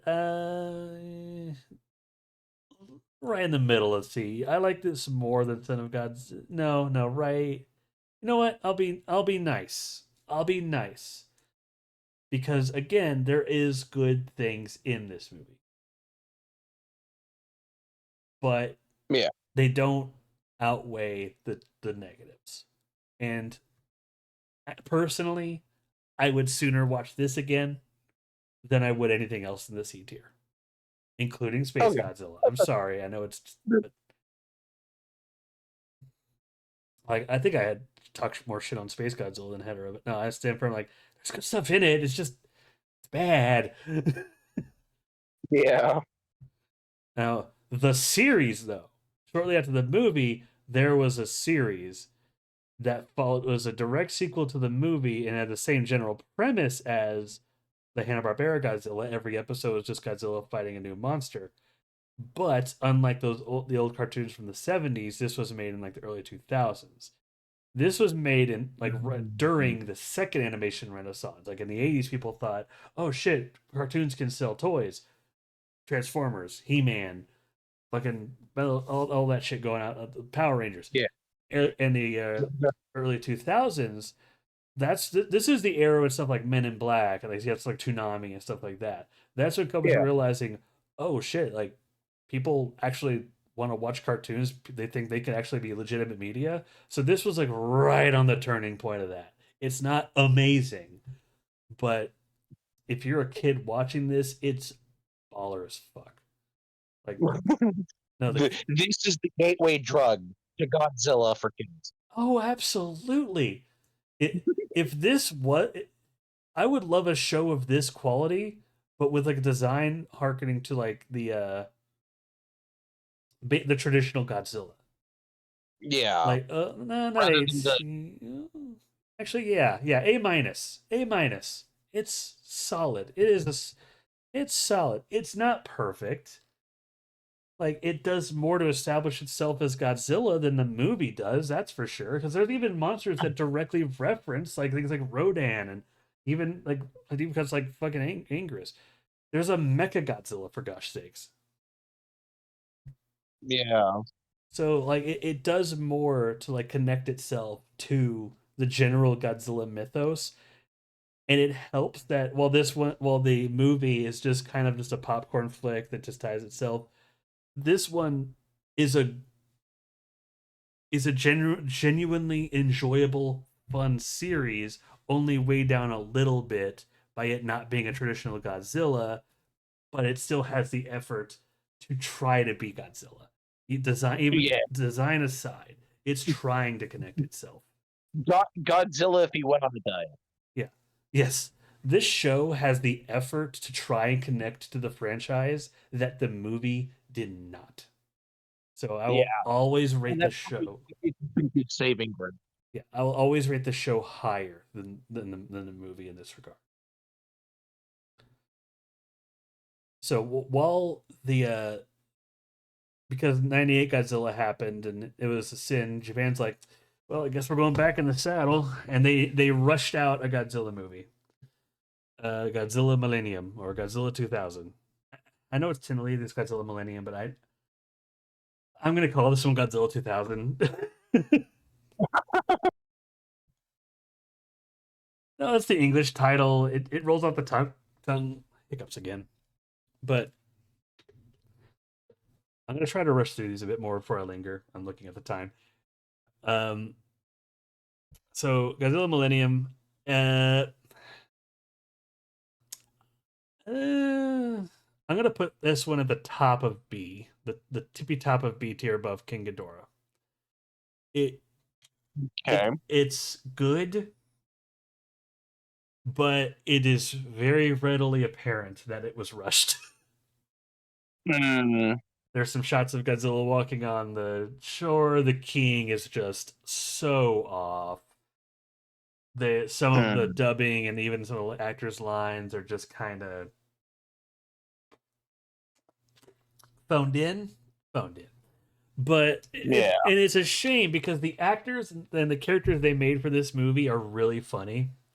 I love this dynamic. It's basically like this father and daughter. They're like storm chasers, but for Godzilla. It's such a funny concept, and when the person joining up with them is like a tabloid reporter. Is she a tabloid? No, I think it's just like a little. I can't remember what paper she works for, but she's paying them to basically be a tag along for him, so she can get the good pictures. Like that's a fun perspective. Like there's fun things in this movie. It's just if there was more time to make the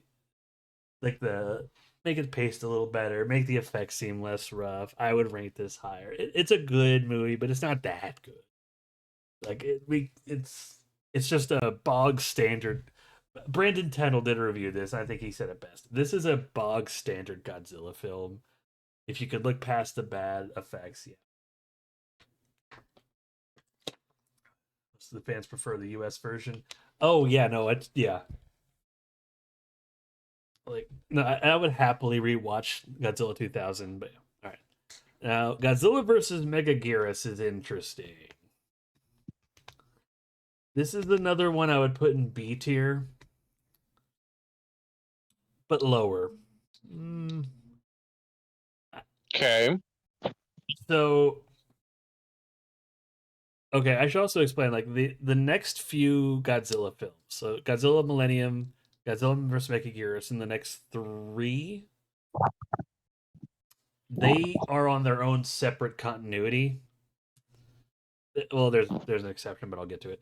Um, that seem to be just following directly just the first movie, maybe Return of Godzilla, but that's it. MegaGuirus, there's like a plot with like a like a wormhole that goes back in time, and a Meganura, which is an old prehistoric dragonfly, comes through. That is for some reason a giant kaiju. Okay. Yeah, I'm gonna be honest. Like I feel like the movie explained it, but it was just kind of a rough, weak explanation. Which sometimes you do get that. Yeah, actually, now that I'm saying it out loud, we're like, look, this movie's fun, but like, actually, yeah, I'd actually put this one in C tier. Oh man, right there, right above, right below the '98 Godzilla. I know, don't hate me, Griffin. I'm just so meh on this movie. There's some fun scenes in this movie, and like Godzilla fights the queen bitch herself, but I mean, there's a scene where Godzilla just jumps off the top ropes and just does a fucking body slam on MegaGuirus. MegaGuirus' eyes go wide. Just, this is a movie that's just kind of there. I think this is an intermediary movie. I think since they found out that they had to make more Godzilla movies, they're trying to figure out and like test the waters with new shit. Where to go with it? Yeah, where to go with it. And this one, it just didn't quite land. Hmm. I'm not gonna say there's not good stuff in it. Again, the effects are great, just but the story is kind of bog standard, and some of the plot points are kind of confusing at best.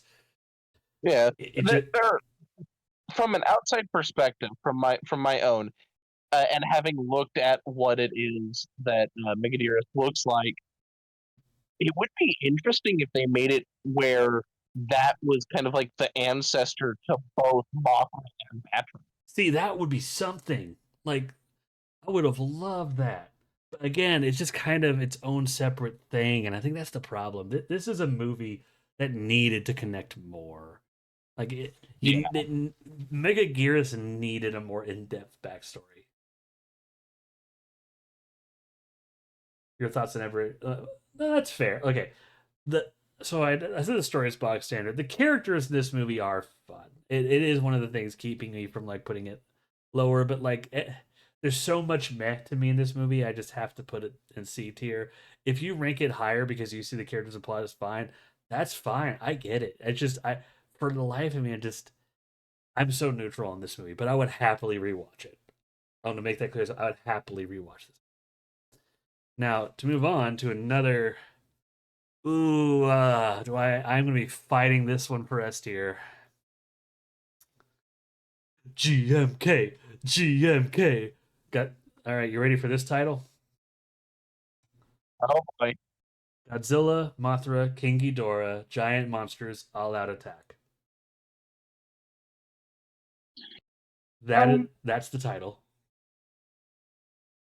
Okay. So this is definitely an experimental movie, but unlike MegaGuirus, they didn't know what they were doing. That to me, they stuck the fucking landing with this one. So this one flips the script. Godzilla is the bad guy. He is basically an embodiment of all of the grieving souls of World War II made manifest. Like he is literally just out for blood and out for vengeance. Okay. And Ghidorah, Mothra, and returning best boy Baragon are the guardian monsters that are basically they are prophesized to stop him. Mm-hmm. The catch with this one, and I see it as kind of a reference to an early Toho movie, Yamato no Orochi, is the Ghidorah is actually described as the 1,000-year serpent, like the 1,000-headed serpent. And Yeah. the reason Ghidorah only has 3 heads is, well, they the only chance they had to stop this, they had to wake it up early. Mm. And in order for it to get a semblance of its full power, they bring back a lot of stuff. Like, so Ghidorah's not at full power, and because Mothra is basically being so innately tied to the concepts of like death and rejuvenation, revival, just the cycle of life and whatnot. When Mothra dies, it's basically acts as a sacrifice and sends its essence to Ghidorah to speed up the process a bit. So it's basically a temporary boost that it lets its wings work and gives its power closer to what it should be. Mm. Like all of the pieces come together very nicely as far as where the monsters are. The designs are love them or hate them. You're gonna love these designs or you're gonna hate them. I love them personally. I totally get if people hate Mothra and Ghidorah. Like, I, I, but like, it's so. This movie is so different from other Godzilla movies. Like, I have to respect they tried something new, and this movie came out as cohesive and as fun as it is. Because like the human characters in this one, Mm-hmm. uh, are basically people like they learn about Godzilla. They try to learn a story about the guardian monsters. They're literally just doing an expose. Reporters are very commonly used for characters in Godzilla movies, Yeah. and they go on. Well, I mean, you kind of have to have reporters saying they're going, "Hey, guys, this is a massive beast." Yeah, and in GMK, like a good chunk of the human element is mixed between two sides. You have the girl and her little team kind of going on a almost like a paranormal hunt to kind of like uncover the guardian monsters and learn their secrets. And then you have her relationship with her father, where it makes the other side of the story, just trying to stop and understand everything going on from the perspective of just gruff military. Because this is a very much a spiritual matter, but the military is like, what are you talking about? There's a giant monster attacking this city. Like it's only when like they're able to accept like, okay, so this is that these monsters are the good guys, don't attack them. Yes, Yeah. like that's when things start to happen, and like even then, it's still Godzilla's hard to deal with. They made not the most now, but one of the most just viciously murderous Godzillas in the entire run. Mm-hmm. You know what? I'm giving this bottom of S tier. and because I'm thinking about it, like there's so much good in this, and this movie brought back my favorite, my two favorite Godzilla monsters are Biollante and Baragon. Baragon is best boy. He looks like a best boy. He's just a big kaiju puppy, and there's a little snippet from behind the scenes of Ryota just doing a roar. But whenever she like, does Baragon does the thing, she just goes rah rah during the scene, and it's just fucking adorable. Eh, I there's also a meme in the Godzilla fandom because Baragon gets bodied by Godzilla in this one because he's the first of the Guardian monsters to wake up and he has to try. He doesn't know when the others are gonna. And Yeah. and Baragon just gets absolutely destroyed. There's a meme where basically you see like the scene plays where Godzilla's walking towards Baragon is on his back, and below it is just the cat screaming "Yamero!" That's me. Yeah, Yamero! Don't do it! Don't do it, Godzilla!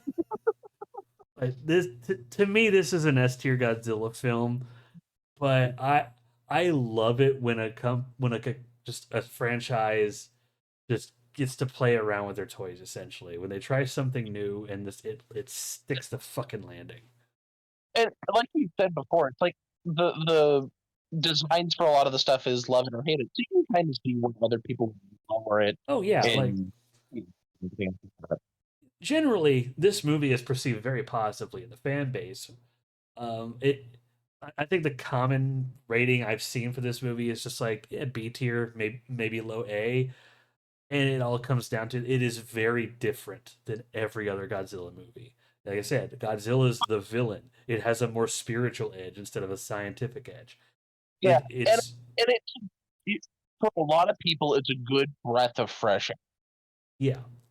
Like I am one of those people. Like this is where the bias comes in, and I acknowledge that. But like to me, this is like resting firmly bottom of S tier because even without my bias, to me this is still at least an A tier film, and whether it shifts which way it shifts from A is entirely based off personal perception. Yeah. But for me, that it shifts up to S, but moving on a little bit. Okay, are Back to the bad, no well right? okay. These next two movies I kind of have to do at the same time because, like I said, there was an exception. There's Godzilla X MechaGodzilla and Tokyo SOS. These films are more connected to each other than any of the recent Godzilla films, even the Heisei series, which pulled from each other very frequently. Like Tokyo SOS is like it cannot exist without the movie that came before it. They are so integrally tied, and they release like right after each other, so that's great. And between these two movies, and they pulled from the original. Like the only monsters in these three movies, the original and these two, are Godzilla, MechaGodzilla, Mothra, and Okay. a cameo from Kamibis, but we don't need to talk about that. But basically, in this story, okay, I think I know exactly where I'm gonna hit these. And I know I mentioned S tier was gonna be super crowded, but like Godzilla X MechaGodzilla, right above GMK and S tier, right above it. Mm-hmm. So because it, just like with Return of Godzilla, it honors its roots. Yeah. The story here is this design for Kiryu, or which is basically MechaGodzilla. Not only is it to me the best MechaGodzilla design, fuck, I love Kiryu, dude. But the whole reason there is a plot, the whole reason there is conflict is they want a weapon against Godzilla because they know it's back in the water. It's a matter of time. And behind the scenes, they've been working on this MechaGodzilla. They literally, since they didn't want to build it off of nothing, they literally used the bones of the original Godzilla as the skeleton of this mech. Oh. So this movie is basic. Yeah, and one of the plot points, because it technically has Godzilla DNA, when it hears Godzilla roaring in front of it, it kind of causes a glitch in the system, and then Kiryu goes berserk until it runs out of power. Oh, Like there is a lot of just like players like we have to have a weapon. Godzilla's attacking us. Okay, but like at what point are we making the problem worse? yeah. Like this, ugh. And on the human side, it's all around like oh god damn it, I am bad with Japanese names. I only look on another window, so I'm not blocking the image on the thingy. Boop. Uh, I have like every Godzilla movie on my mind right now. All at once. Yeah, Akane. Okay, so Akane basically, because of a fatal error on her part, like something you've seen before in wartime movies or action movies, she basically didn't pull the trigger at the right time, or what, and she blames herself for the death of a close friend and commanding officer. Other people blame her too. Sure, like not everybody does, because most people like and likely the audience feel like, what were you going to do? It was Godzilla. Yeah, But there's some people who still blame her, see her as a liability, and it's her coming to terms with just finding people that still accept her and understanding it may not have been entirely her fault. Like this is what she can do against the fight. This is just a tight Godzilla movie. yeah. Like it's so good. Its sequel's good, not as good. I would put it.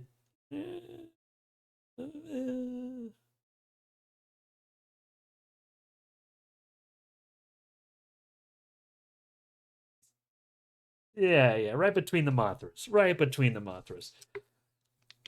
It's an A tier because the Minute. like I said, Mothra's in these movies. Mothra comes out. Mothra in these movies, especially later, as kind of the representation of the spiritual side of the Godzilla like mythos. Mhm. Her whole essence is like she represents the cycle of like life, death, rebirth. Yeah. Like that's why most of her plots revolve around there's a Mothra, but then there's an egg, and then there's a larva, and like the fairies do provide a warning to Akane, who returns in this movie, and the people in charge of MechaGodzilla, because in this film, yeah, they have the berserk stuff under control, and they dismantled a weapon that was used in the first one because it used too much power. Or no,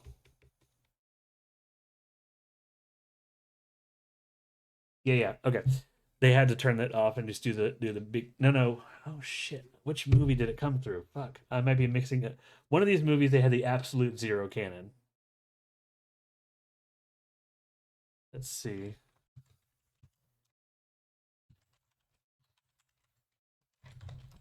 Absolute zero cannon.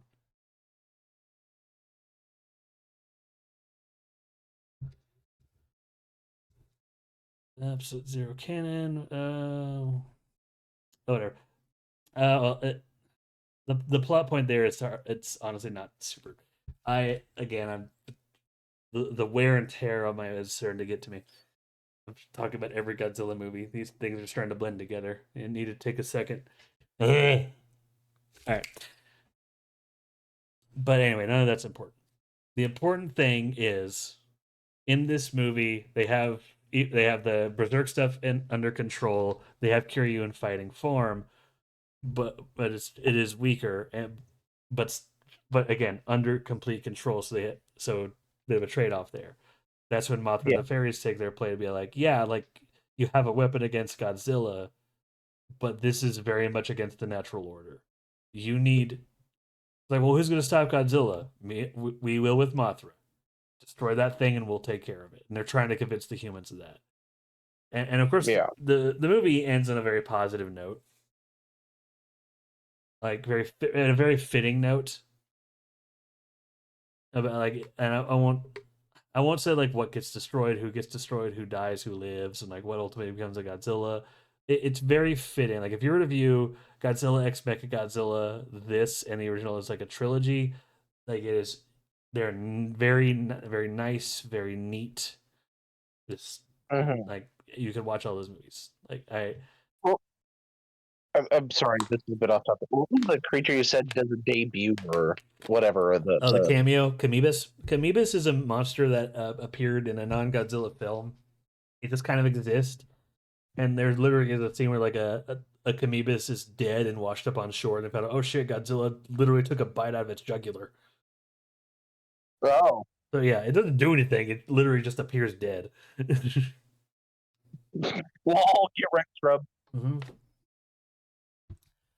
The reason I wouldn't make it an S tier is because the spiritual stuff does start to conflict with the message and tone of like all the more scientific side and ethical side established in the first movie, to the point where Mhm. like some of the plot points and stuff established in the first movie seem to take a bit of a back door. And it doesn't help that some of the not all the characters return. Like it just seems like some characters maybe their journey went a little backwards, and uh, it's almost perfect. It's like an almost perfect trilogy. And just a few writing changes to that would have been better, but like it is good. But I can't, in good faith, put that in S tier. Yeah. I do have to mention something that it just popped up in the chat. Yes, Griffin, I do need some gasoline. I No, know. that wasn't directed at you. 1 second. Oh, but I still want some I'm gasoline. gonna leave that in the chat. He knows what he did. What do you mean? All right, fine. I need a break. I'll explain this joke. This is a good time because Kamibus came up. So there is an old movie called Space Amoeba. No, yes. Um, it it's an old kaiju film. It is. It's fine, but like it is a movie that does not obey its own rules and its own plot points. It's so aggravating. Because the movie goes out of its way to have these people go to this island and then establish that this island is very disconnected from the rest of the world. They are in their own civilization, and they have to deal with three monsters. They're not like Godzilla. Like they're just like, this is when it's big crab. This one is big octopus. This one is big turtle. They don't have special powers. They're just big crab, big octopus, big turtle. And I think, okay, are they gonna have to find a way to deal with that without like any all these weapons? And then just randomly, for no fucking reason, they pull out the World War II amount of guns and enough gasoline to burn down all of Tarkov. Oh, good grief! And I have to wonder what the like where did they get that stuff? And then DJ was watching it with us. He was like, "Hey Sam, you ever played Civilization?" Like, I don't know, you can go fuck yourself, mother.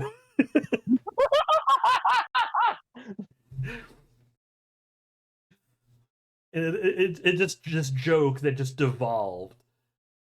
And about like civilization in the future, so whatever. Because hey, Tim, need gasoline? I just have to think of this stupid fucking movie. My justification for this is like at some point at the end of the movie, there's like a cruise ship that passes by very closely to the island. I thought, okay, my headcanon is everyone on the island is a bunch of pirates that have been smuggling guns and stealing shit from boats to survive. That is my headcanon. That is the only way you can ever convince me. It's the only thing that makes any modicum of sense of why they have as many weapons as they did. You know? Yeah. Okay, I needed that break. Okay, we're at the final stretch. We're about to start talking about the American stuff, but we're going to talk about Final Wars. Okay. This movie is stupid and egregious, and I love every fucking second of it. Tippy top of S tier. Tippy damn top. It doesn't try to be anything more than that's your penance for the Eyes of Wakanda slide you made. You know what, Griffin? I was tempted to make an Eyes of Wakanda slide this time because of the Marvel Look Ahead trailer, and I didn't. I want you to think about that. What you think about that? Yeah. Final Wars. Um, it is a movie that tries to be just a Godzilla anniversary film. It doesn't try to be anything more, anything sophisticated.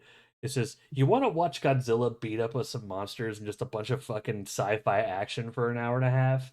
Cool. Because That's amazing.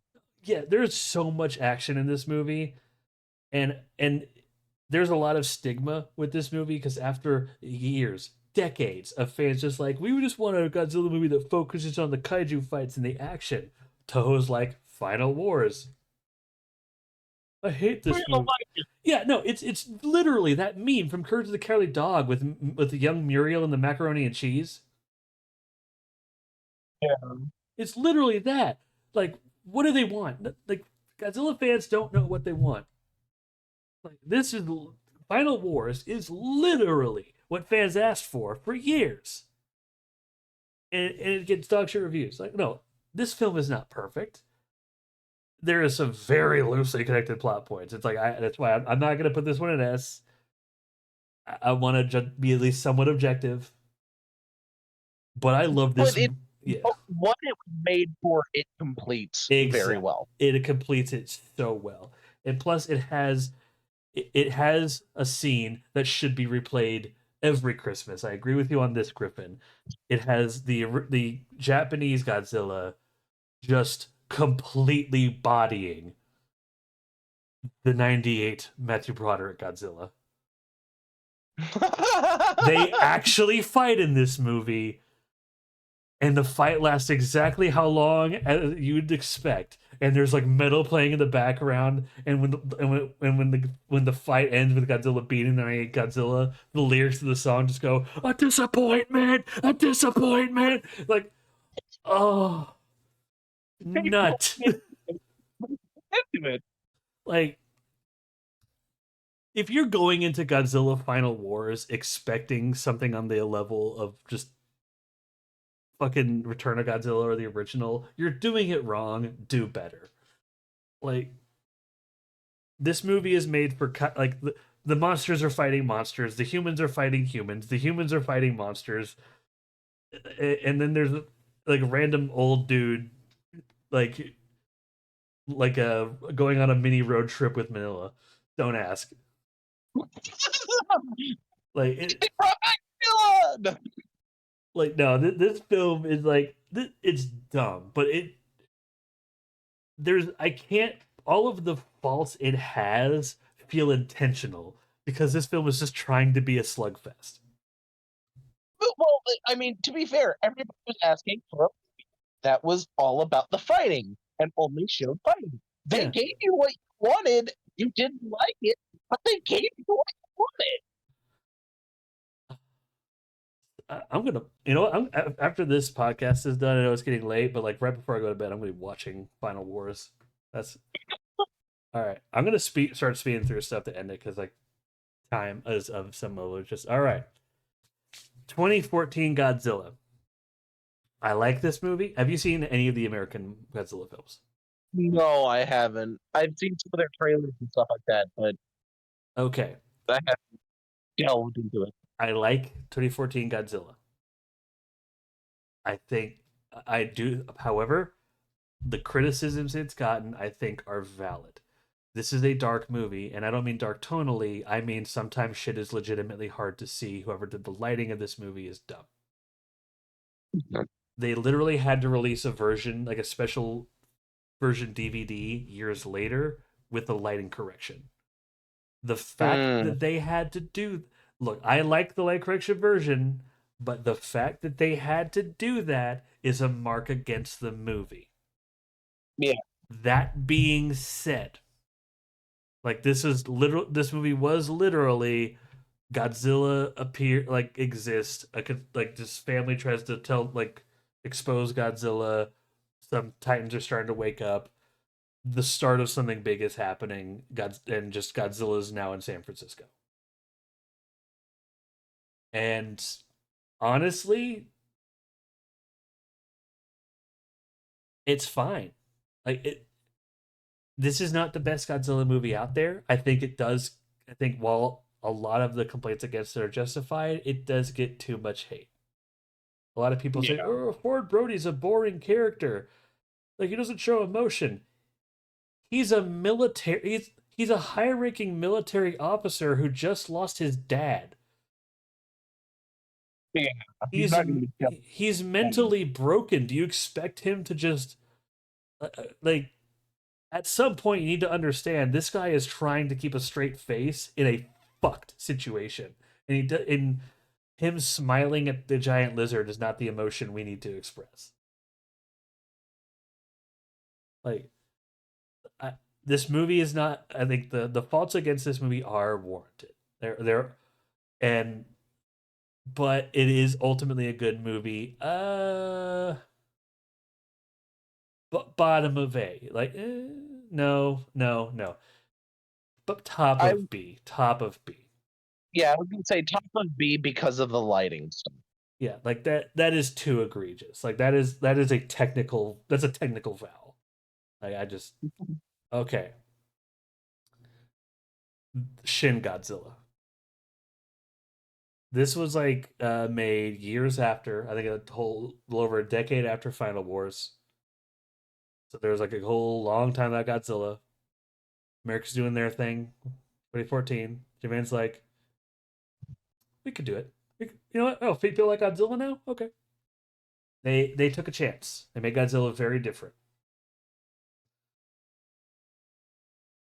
This is one of the best paced Godzilla films, but it's very love it or hate it because of one aspect that I see as just S bloody tear. Okay. Just as the original was an allegory for nuclear war, this one is an allegory for the failings of Japan's government and how to deal with these disasters. Ah. And this came after like an actual like there was some disaster, the Fukushima power plant that actually killed a lot of people, and the government response was lacking at best. And Yeah. this movie is meant to reflect Mm. there's hardly any build up. The movie starts with Godzilla fucking exists. Yeah. And then the rest of the movie is basically the government like, how the fuck are we gonna deal with this? Like there's like an emergency strike force put aside. Like they have to go through like several committee meetings and shit. Like everything feels bureaucratic. They talk very fast, which is the aspect people do not like about this movie. They talk very fast. But that is the point of it. Exactly. Everything is meant to feel bureaucratic, like they're not know what they're doing because these are bureaucrats who don't know what the fuck they're doing. It's this strike force of like just misfits and do nothings who have to like think outside the box to figure out. And I said before, I love it in Return of Godzilla where they lure him into volcano. The method they use to defeat Godzilla this time around is fucking brilliant. Like they are building up to this. Like they are studying this creature down to its cellular biology using everything they have in 2016, which is they actually have sophisticated technology nowadays. So they literally had to make this Godzilla they made. I am confident if you're to have every Godzilla's just out and around each other in a conflict, I am pretty damn confident that the winner would either be this one or Anime Godzilla. Mm. Like it's no contest, dude. Like I said, oh, but the MonsterVerse Godzilla. It's like, no, I don't care what the MonsterVerse Godzilla is doing right now. This one is literally indestructible. Oh. Like there is a scene where they drop a bomb on its head and it zooms in on its face and the bomb just bounces off its snout and you hear just a ping, just like because like on metal and Godzilla doesn't even flinch or blink. Oh. Like no, I I implore you to watch this Godzilla movie. Like there, everything I'm putting in S tier, I implore you to watch because it's All so right. good. You'll have to send me the link to the tier list so I can actually go and watch those movies. Okay, once I have everything said and done. But yeah, like what this movie like brings back Godzilla to its roots. This is a very different Godzilla. A lot of people don't like the design of Godzilla in this one. I totally get it. And the biggest change they did is Godzilla evolves in this one. Like he starts out almost looking like a lungfish, and then he turns turns into Godzilla. Like his first form, the lungfish looking thing, I call it the funky chicken. Like it's the one part about this movie I can't take seriously. I look at this thing at the beginning and just kind of laugh like, hey, it's a funky chicken. But then very quickly it goes to, all right, we're in hell now. No, because again, that's one of those things of like the bureaucracy and everything not being able to keep up, and as things develop, all right. it just gets worse. Okay. Enjoy that high. We're about to dip way down. The Godzilla anime trilogy. Man. I'm going to talk about these in tandem because they have to be talked about together. But the first one in the trilogy, I think is a solid bottom of the B tier. It's fine. It introduces this Godzilla world, and then like this Godzilla's basically just took over everything. Godzilla's have to go back, or people have to go back and try to reclaim it, see if it's habitable. Spoiler alert, it's fucking not. Yeah. And you basically have them just trying to find a place around this colossal Godzilla, who has one of the most intimidating atomic breath scenes in any Godzilla media. And this now, there's not a lot I can say about these. These are on Netflix. Like this first one's fine, but the series to me gets worse as it goes on. And I know it said it's better to like connect to Godzilla, but they really should have tried to do their own thing because the first one was fine. This one, they had a good idea. Basically, the aliens that are helping them are think of it like half Borg, where they have like that Borg mentality, but it's more like we must become one with the machine, and like our bodies must be enhanced instead of just like Locutus Borg. It's the Adeptus Mechanicus. Yeah, Adeptus Mechanicus is probably the more closest approximation. And there is actually this abandoned city on Earth that built by these aliens when they had friendly relations and were still on Earth, that has built-in defense systems against some of these creatures. And it's the only reason it's still standing. Basically, the plot is going to this city and reactivating it. Early designs, this city was basically supposed to stand up and just be a city-sized MechaGodzilla to fight this colossal Godzilla, which would have been awesome. Guess what never fucking happens? It never stands up. Yeah, it's literally an anime that promised a kaiju fight and couldn't deliver. Oh. And it just stuck with just people, Godzilla fans like to point out like, oh, too many things focused on the movies. No, the anime focused on the humans too much. Literally. Yeah. Like, and it sucks because if the story you wanted to tell, like about the first one, about them surviving on this world, learning to coexist with Godzilla in a way, they found some people like this tribe of folks that could help them. And no, actually no, they didn't find the tribe till the third one. But like instead of like doing stuff with the tribe, geez, me to the third one. Okay, say it got worse. The third one's a little better, but not by much. You know, I'm gonna put the second one top of D tier, third one bottom of C tier. Yeah, that's more fitting for me. It's bad. Like it uses. You know what? No, they're both D tier. God, I'm trying to remember. Like, how did King Ghidorah work? And was that even King Ghidorah? and the show doesn't make it. I guess it does refer to it once, but like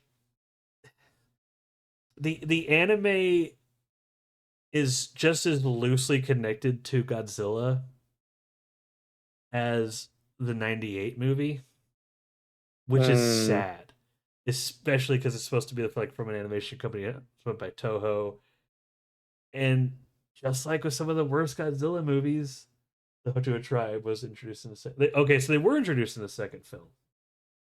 Okay, I knew like the third movie they played a heavy role because there was like, does Mothra exist? I don't fucking know. Maybe like there's so many like false promises in these movies, like things they could have delivered on, but everything was just humans talking. Yeah. It wasn't. There was no of none of the promised big fights. That nothing that is traditional to Godzilla was really present in anything but the first movie, and it doesn't feel like a Godzilla movie.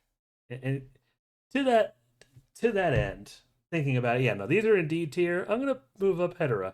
Hedorah is like C minus. I'm more comfortable with that. Yeah, Okay. but no, these are D tier. Like they just don't feel.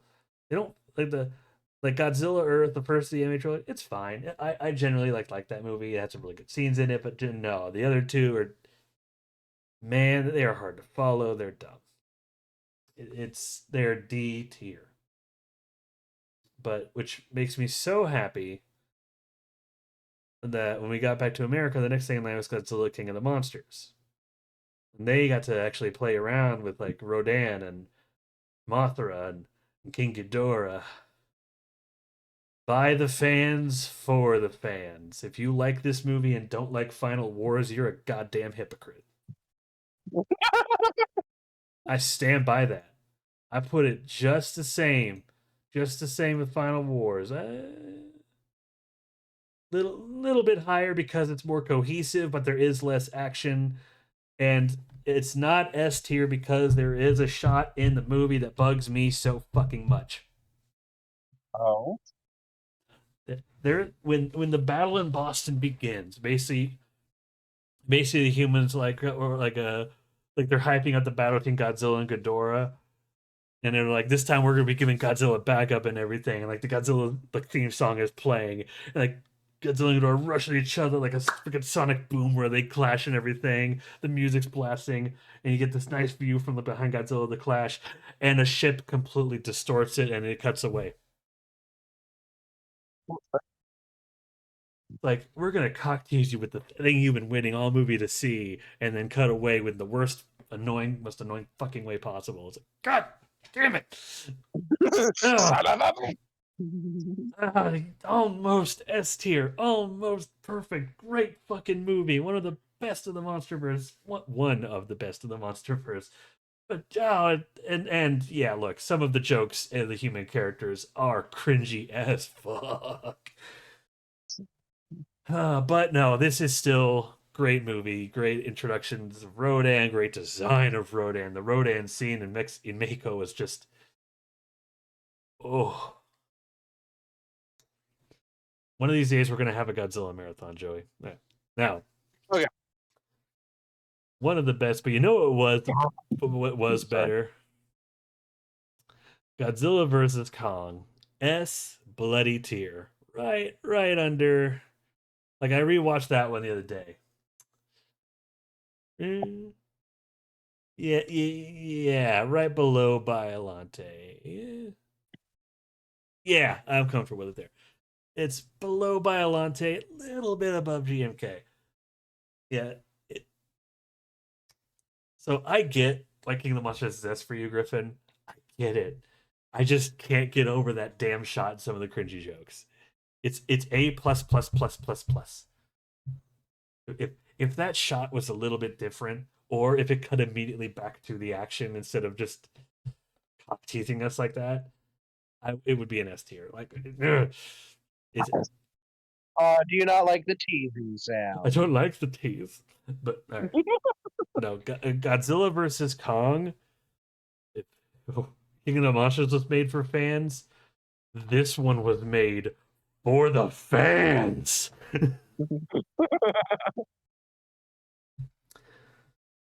To me, Godzilla vs. Kong is the best MonsterVerse movie.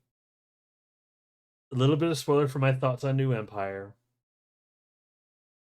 but Godzilla vs. Kong is just so just the plot is very simple. Like, yeah, I didn't include Kong Skull Island because this is a Godzilla list. I only included movies and shows where Godzilla is the focus because this is Godzilla's birthday. Yeah.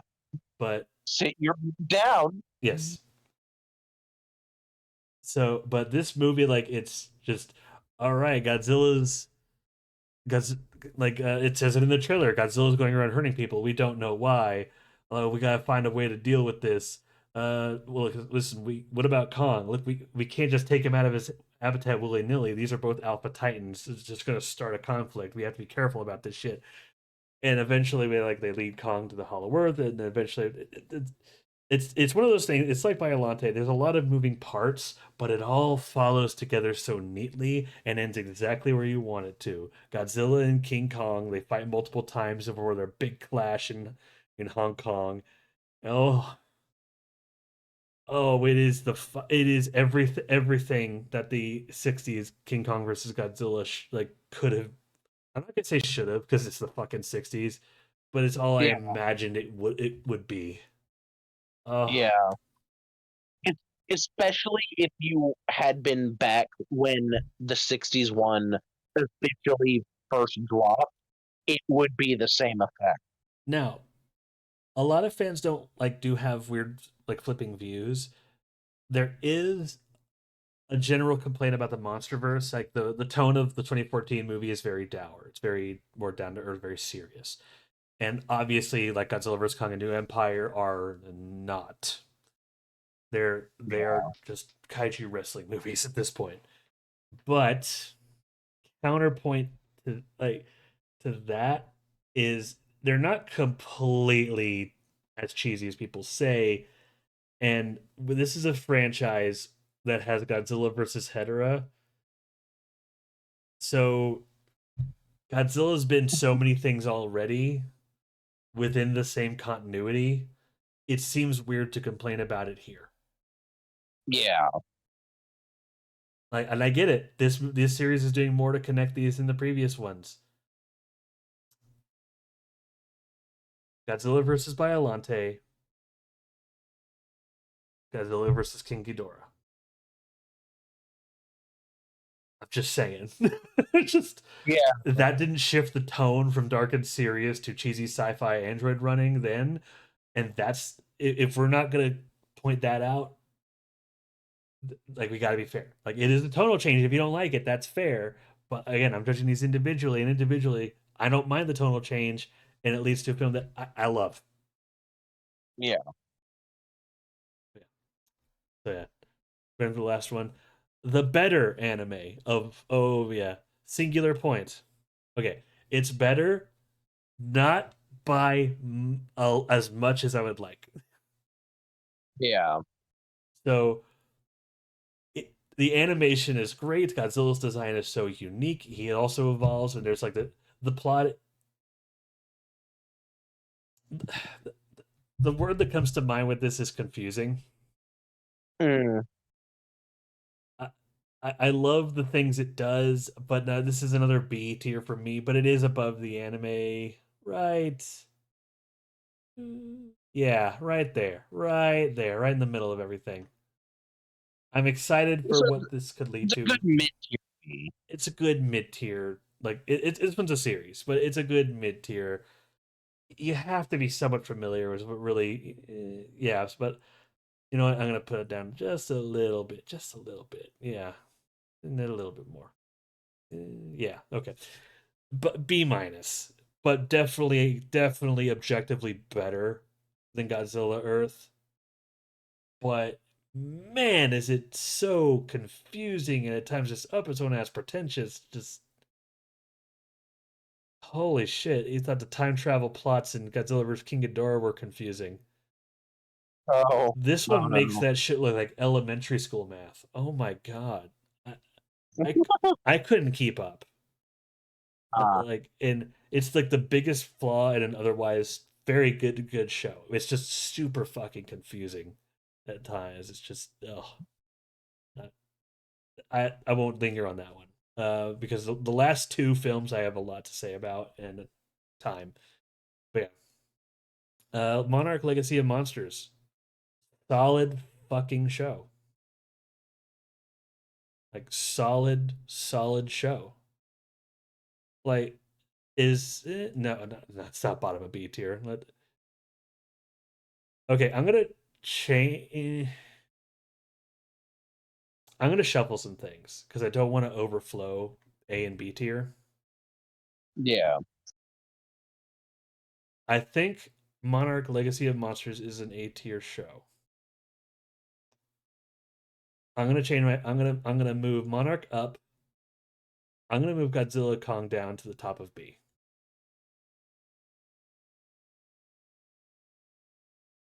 Okay. I'm gonna make some sacrifices. In fact, I'm gonna move this to there.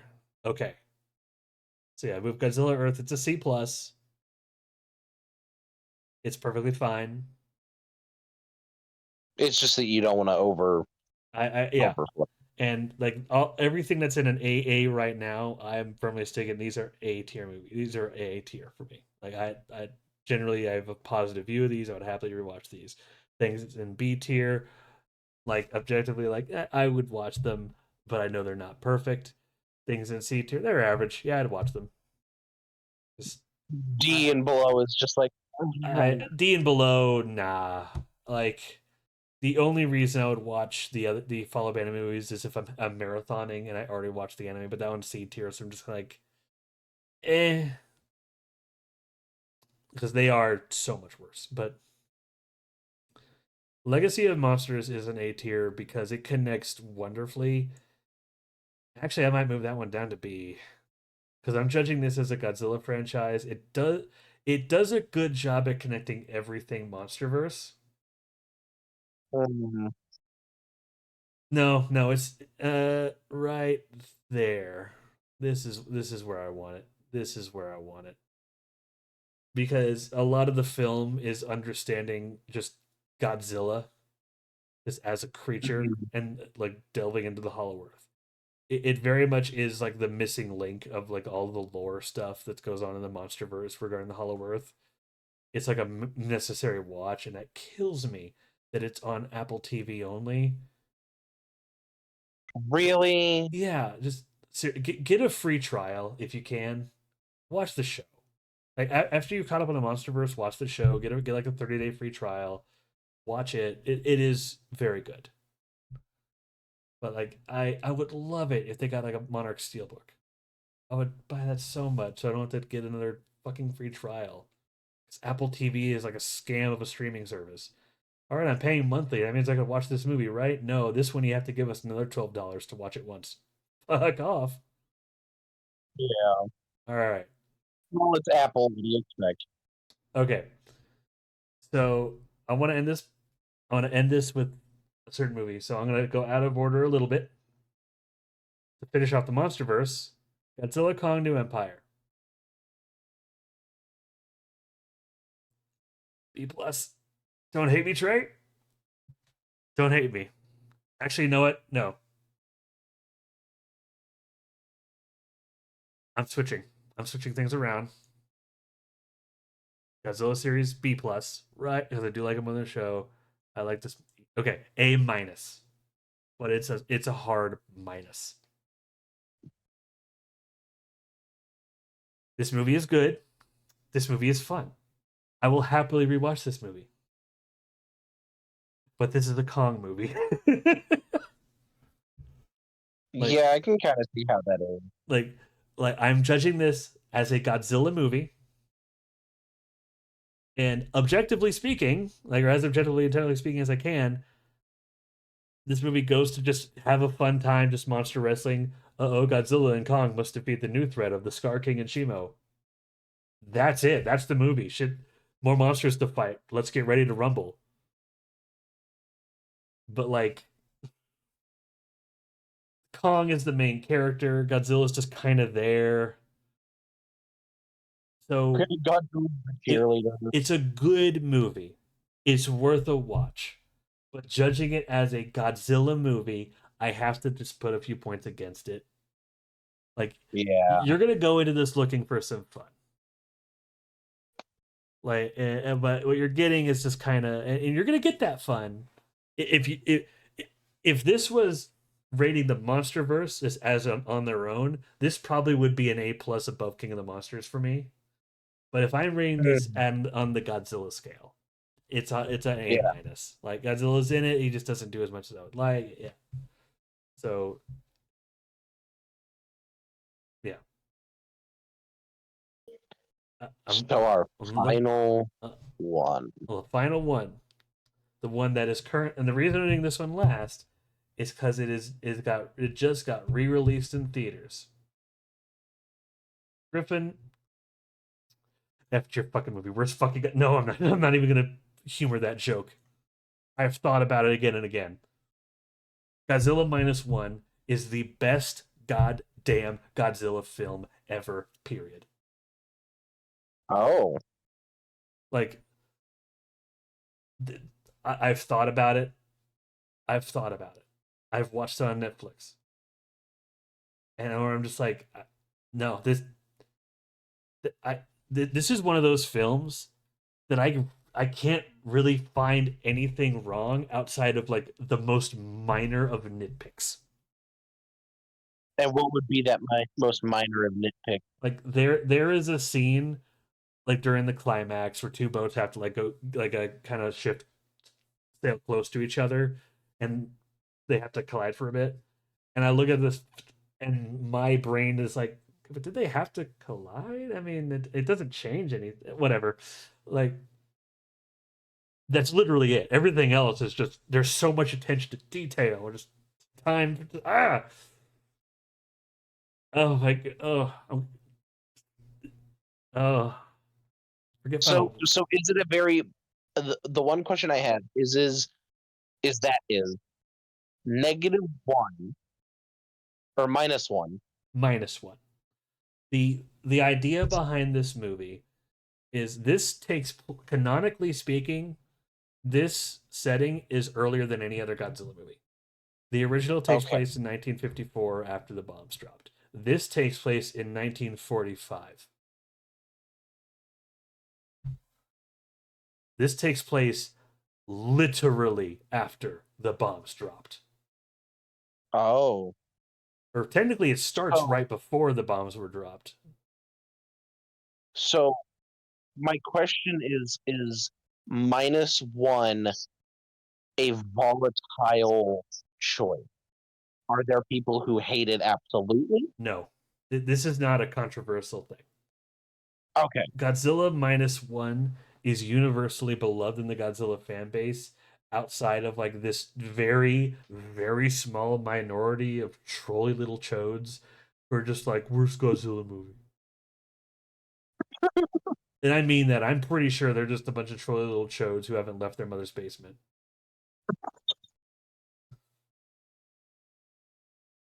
Just everything works. This isn't just a good Godzilla movie. This is one of the best goddamn movies I've ever seen. This won Godzilla an Oscar. Wow. Like, So my question is, should I watch the movies in chronological order? no, God, no. You're gonna have a mess trying to figure that out. So, okay, honestly, if I were to recommend, I'm gonna link you my list. Incidentally, the things I have top 4 on the list, I'm gonna switch 2 of them real quick just because I like Biollante more than Return of Godzilla. I'm gonna shift that right now. But the top 3, if I'm gonna be as objective as possible, are the ones that are just Godzilla. There's Godzilla Minus One, the original Godzilla, King of the Monsters, and Shin Godzilla. The watching those 3, or give you a good grasp of it. But if it depends on what you're looking for in a Godzilla movie. Like, are you looking for just the campy fun? Are you looking for just good character, like drama and storytelling? Like, what are you looking for in a Godzilla movie? A good story. Then watch Godzilla Minus One. It's on Netflix. Okay. Um, it is. If you want a taste of the original, there are so many places to watch it. Like on YouTube, there's Tokusatsu. They they have constant marathons of these older Godzilla movies because I think at this point everything from the original to Terror of MechaGodzilla is just in the well, not in the public domain, but it's actively just they're allowed to use it more liberally. Really. Yeah. So all that stuff is like constantly marathoning, and I'm still waiting for the news that we're going to get another Criterion collection for the Heisei movies from Return of Godzilla to Final Wars. Every day. But no, like if you want just a good story more than anything, then yeah, the things I have ranked the top: Shin Godzilla, Godzilla Minus One, and of course the original are the ones to go for. Yeah. Because Godzilla Minus One in particular, this does so much. Everyone points to like, oh, this is just a movie where the human characters matter. Like, I hate that statement because I've always viewed the human characters as important in all the movies. You just have to be willing to, pay attention and not just sit on your phone fiddling with it, waiting for Godzilla to show up. Yeah. Like the human characters are important in most of the films, unless they're the bad ones. Yeah. If you actually care for a story. Yes. And weirdly enough, and honestly, most Godzilla films, the story is important. Yes, the point of the story is to just explain why Godzilla is a certain way, what is happening to cause Godzilla to do a certain thing. The story is basic, but the story's there. Godzilla Minus Yeah. One, the story was like upfront, super important. Like it is, you cannot have this Godzilla movie without the human characters, but you also can't have it without Godzilla. Every element Yeah. it feels exponentially important to everything involved. It is just like if I explain the minor nitpick I have with it, it would start to get to a spoiler of like one of like the best parts about this movie. So I won't go into Then do detail. spoil it. I refuse to spoil it. Like I watch the movie. If you haven't watched the last one, it's on Netflix, or better yet, it's in theaters. Tell your go with your family. Go see Godzilla in theaters. Just like check your local listings, man. I might. I just might. You're in for a fucking experience. I'm probably gonna try to do that again next weekend. I've already seen it twice in theaters because they have Godzilla Minus One, and to basically make they released a version of it that's in black and white. They call it Godzilla Minus One minus color, which is a mouthful of a title. And I asked Griffin the other day if he wanted to go see Godzilla Minus One minus color minus Godzilla plus color plus Morbius. Mm. I love the memes about like turning the title into a math problem into another movie.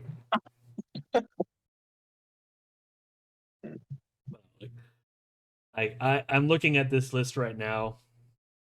I I'm happy with how it is. We can most Godzilla films. Obviously, my bias. There's not many I would put like below a C tier because most of them I'm just the vast majority of films I'm just kind of like I'm either neutral on or like it just enough. It's fine. But there are some that are just I love these. Oh, I just mwah, Chef's kiss. just kiss. Mwah. And everything here is just my opinion. Like I try to be as objective as I can, but everything is my opinion how I view these movies. But Sam, you told me to make it as unopinionated as I possible. told you to keep me honest. Like I tried to like skew things, but like I said at the beginning, there's no way for me to do this without like it being somewhat biased. Yeah. I mean, you've been a fan of it for God knows how long. Ever since I could remember, I have a memory of watching Godzilla versus Biollante when I was 8, and like eating goldfish and pretending I was like a monster, just biting goldfish like yeah yeah. That's like a core memory for me. But no, that's the tier That is why list. you are the kaiju kid. Yes, I am going to see if I can't like snap a little. In fact, I'm going to snap a little screenshot of the tier list with the snipping tool. There we go. Oh, everything is going white. Ignore that for now.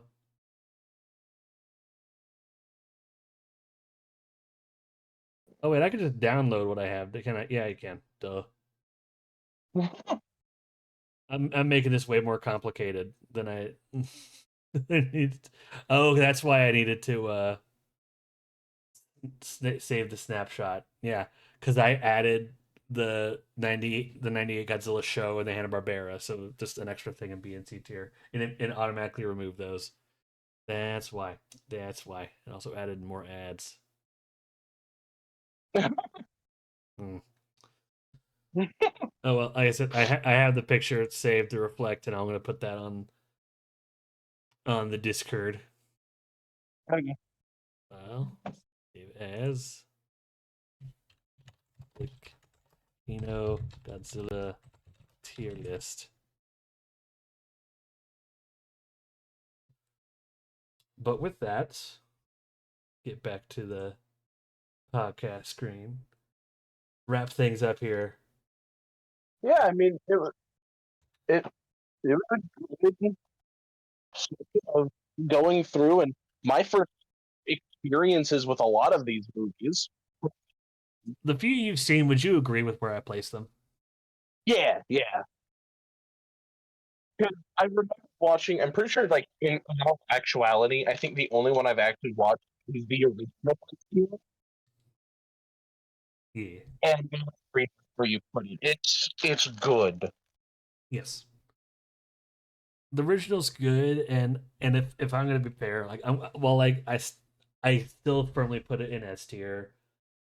If I were to be really harsh on that movie, it's not as good as some of the other Godzilla movies. If I were to be like super brutal, it's like super brutal, I would probably put it at the bottom of S tier. But But that wouldn't be the, fair. the best, but the thing that makes it the best is that it was the original. It was the start point, and it Right. did it so well. Correct. Yeah. And the thing that makes the other films great are mostly like pre-established trends that all started here.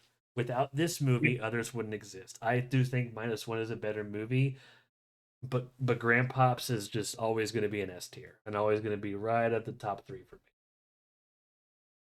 me. But You get the you you see an animated version of Godzilla computer carting around the oh no, world. there is a Grandpazilla. That's the one in the anime. Everyone calls him Grandpazilla. Yeah.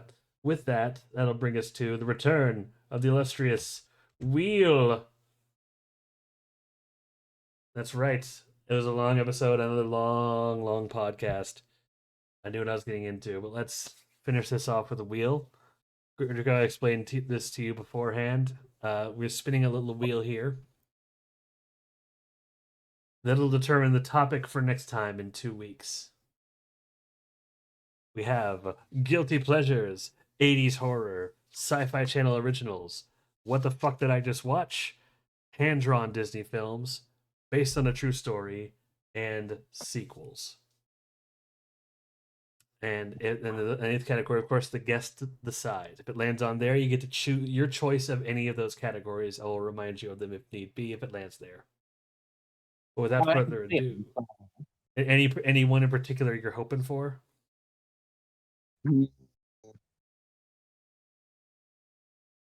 80s horror. 80s horror. I've always been a bit of a horror nerd. All right. Well, let's see what the wheel dictates for us. Walk, All right, hands off the mouse. Not walk, rigged, I walk, swear. walk, Oh. walk. Oh my god. The guest decides. All right. I know you have your preference, but I want to go through the selection again, which means the wheel has dictated, Draco, that you get to be the first guest that gets to handpick the next episode. Oh, I don't know. All right. The evidence is here. Yep. All right. So, what this topic means for what films we talk about, it's that'll be ultimately up for what I do and who my guest is on that day. But you have guilty pleasures, Yeah. 80s horror, Mm-hmm.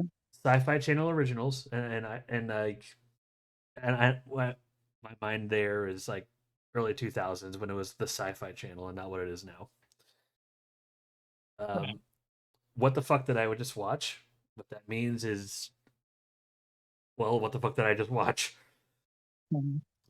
Hand-drawn Disney films. I mentioned in a previous podcast, if we did Disney, we'd broach that and freaking. Griffin, did you rig the wheel? Yeah, hand-drawn Disney films based on a true story. Kind of drew it. And of course, sequels. So,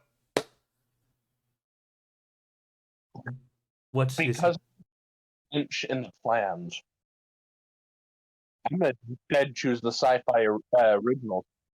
Sci-Fi originals, eh? Mm-hmm. All right. You heard it here, folks. Next time we're doing Sci-Fi Channel original movies. You know what? I know exactly who I'd want to ask about that because I think they know just about as much about those movies as I do. All right. Is it? I want to mention something to you later. Wait, will I be able to? Because I mean, you did tell me it's Godzilla's 70th birthday.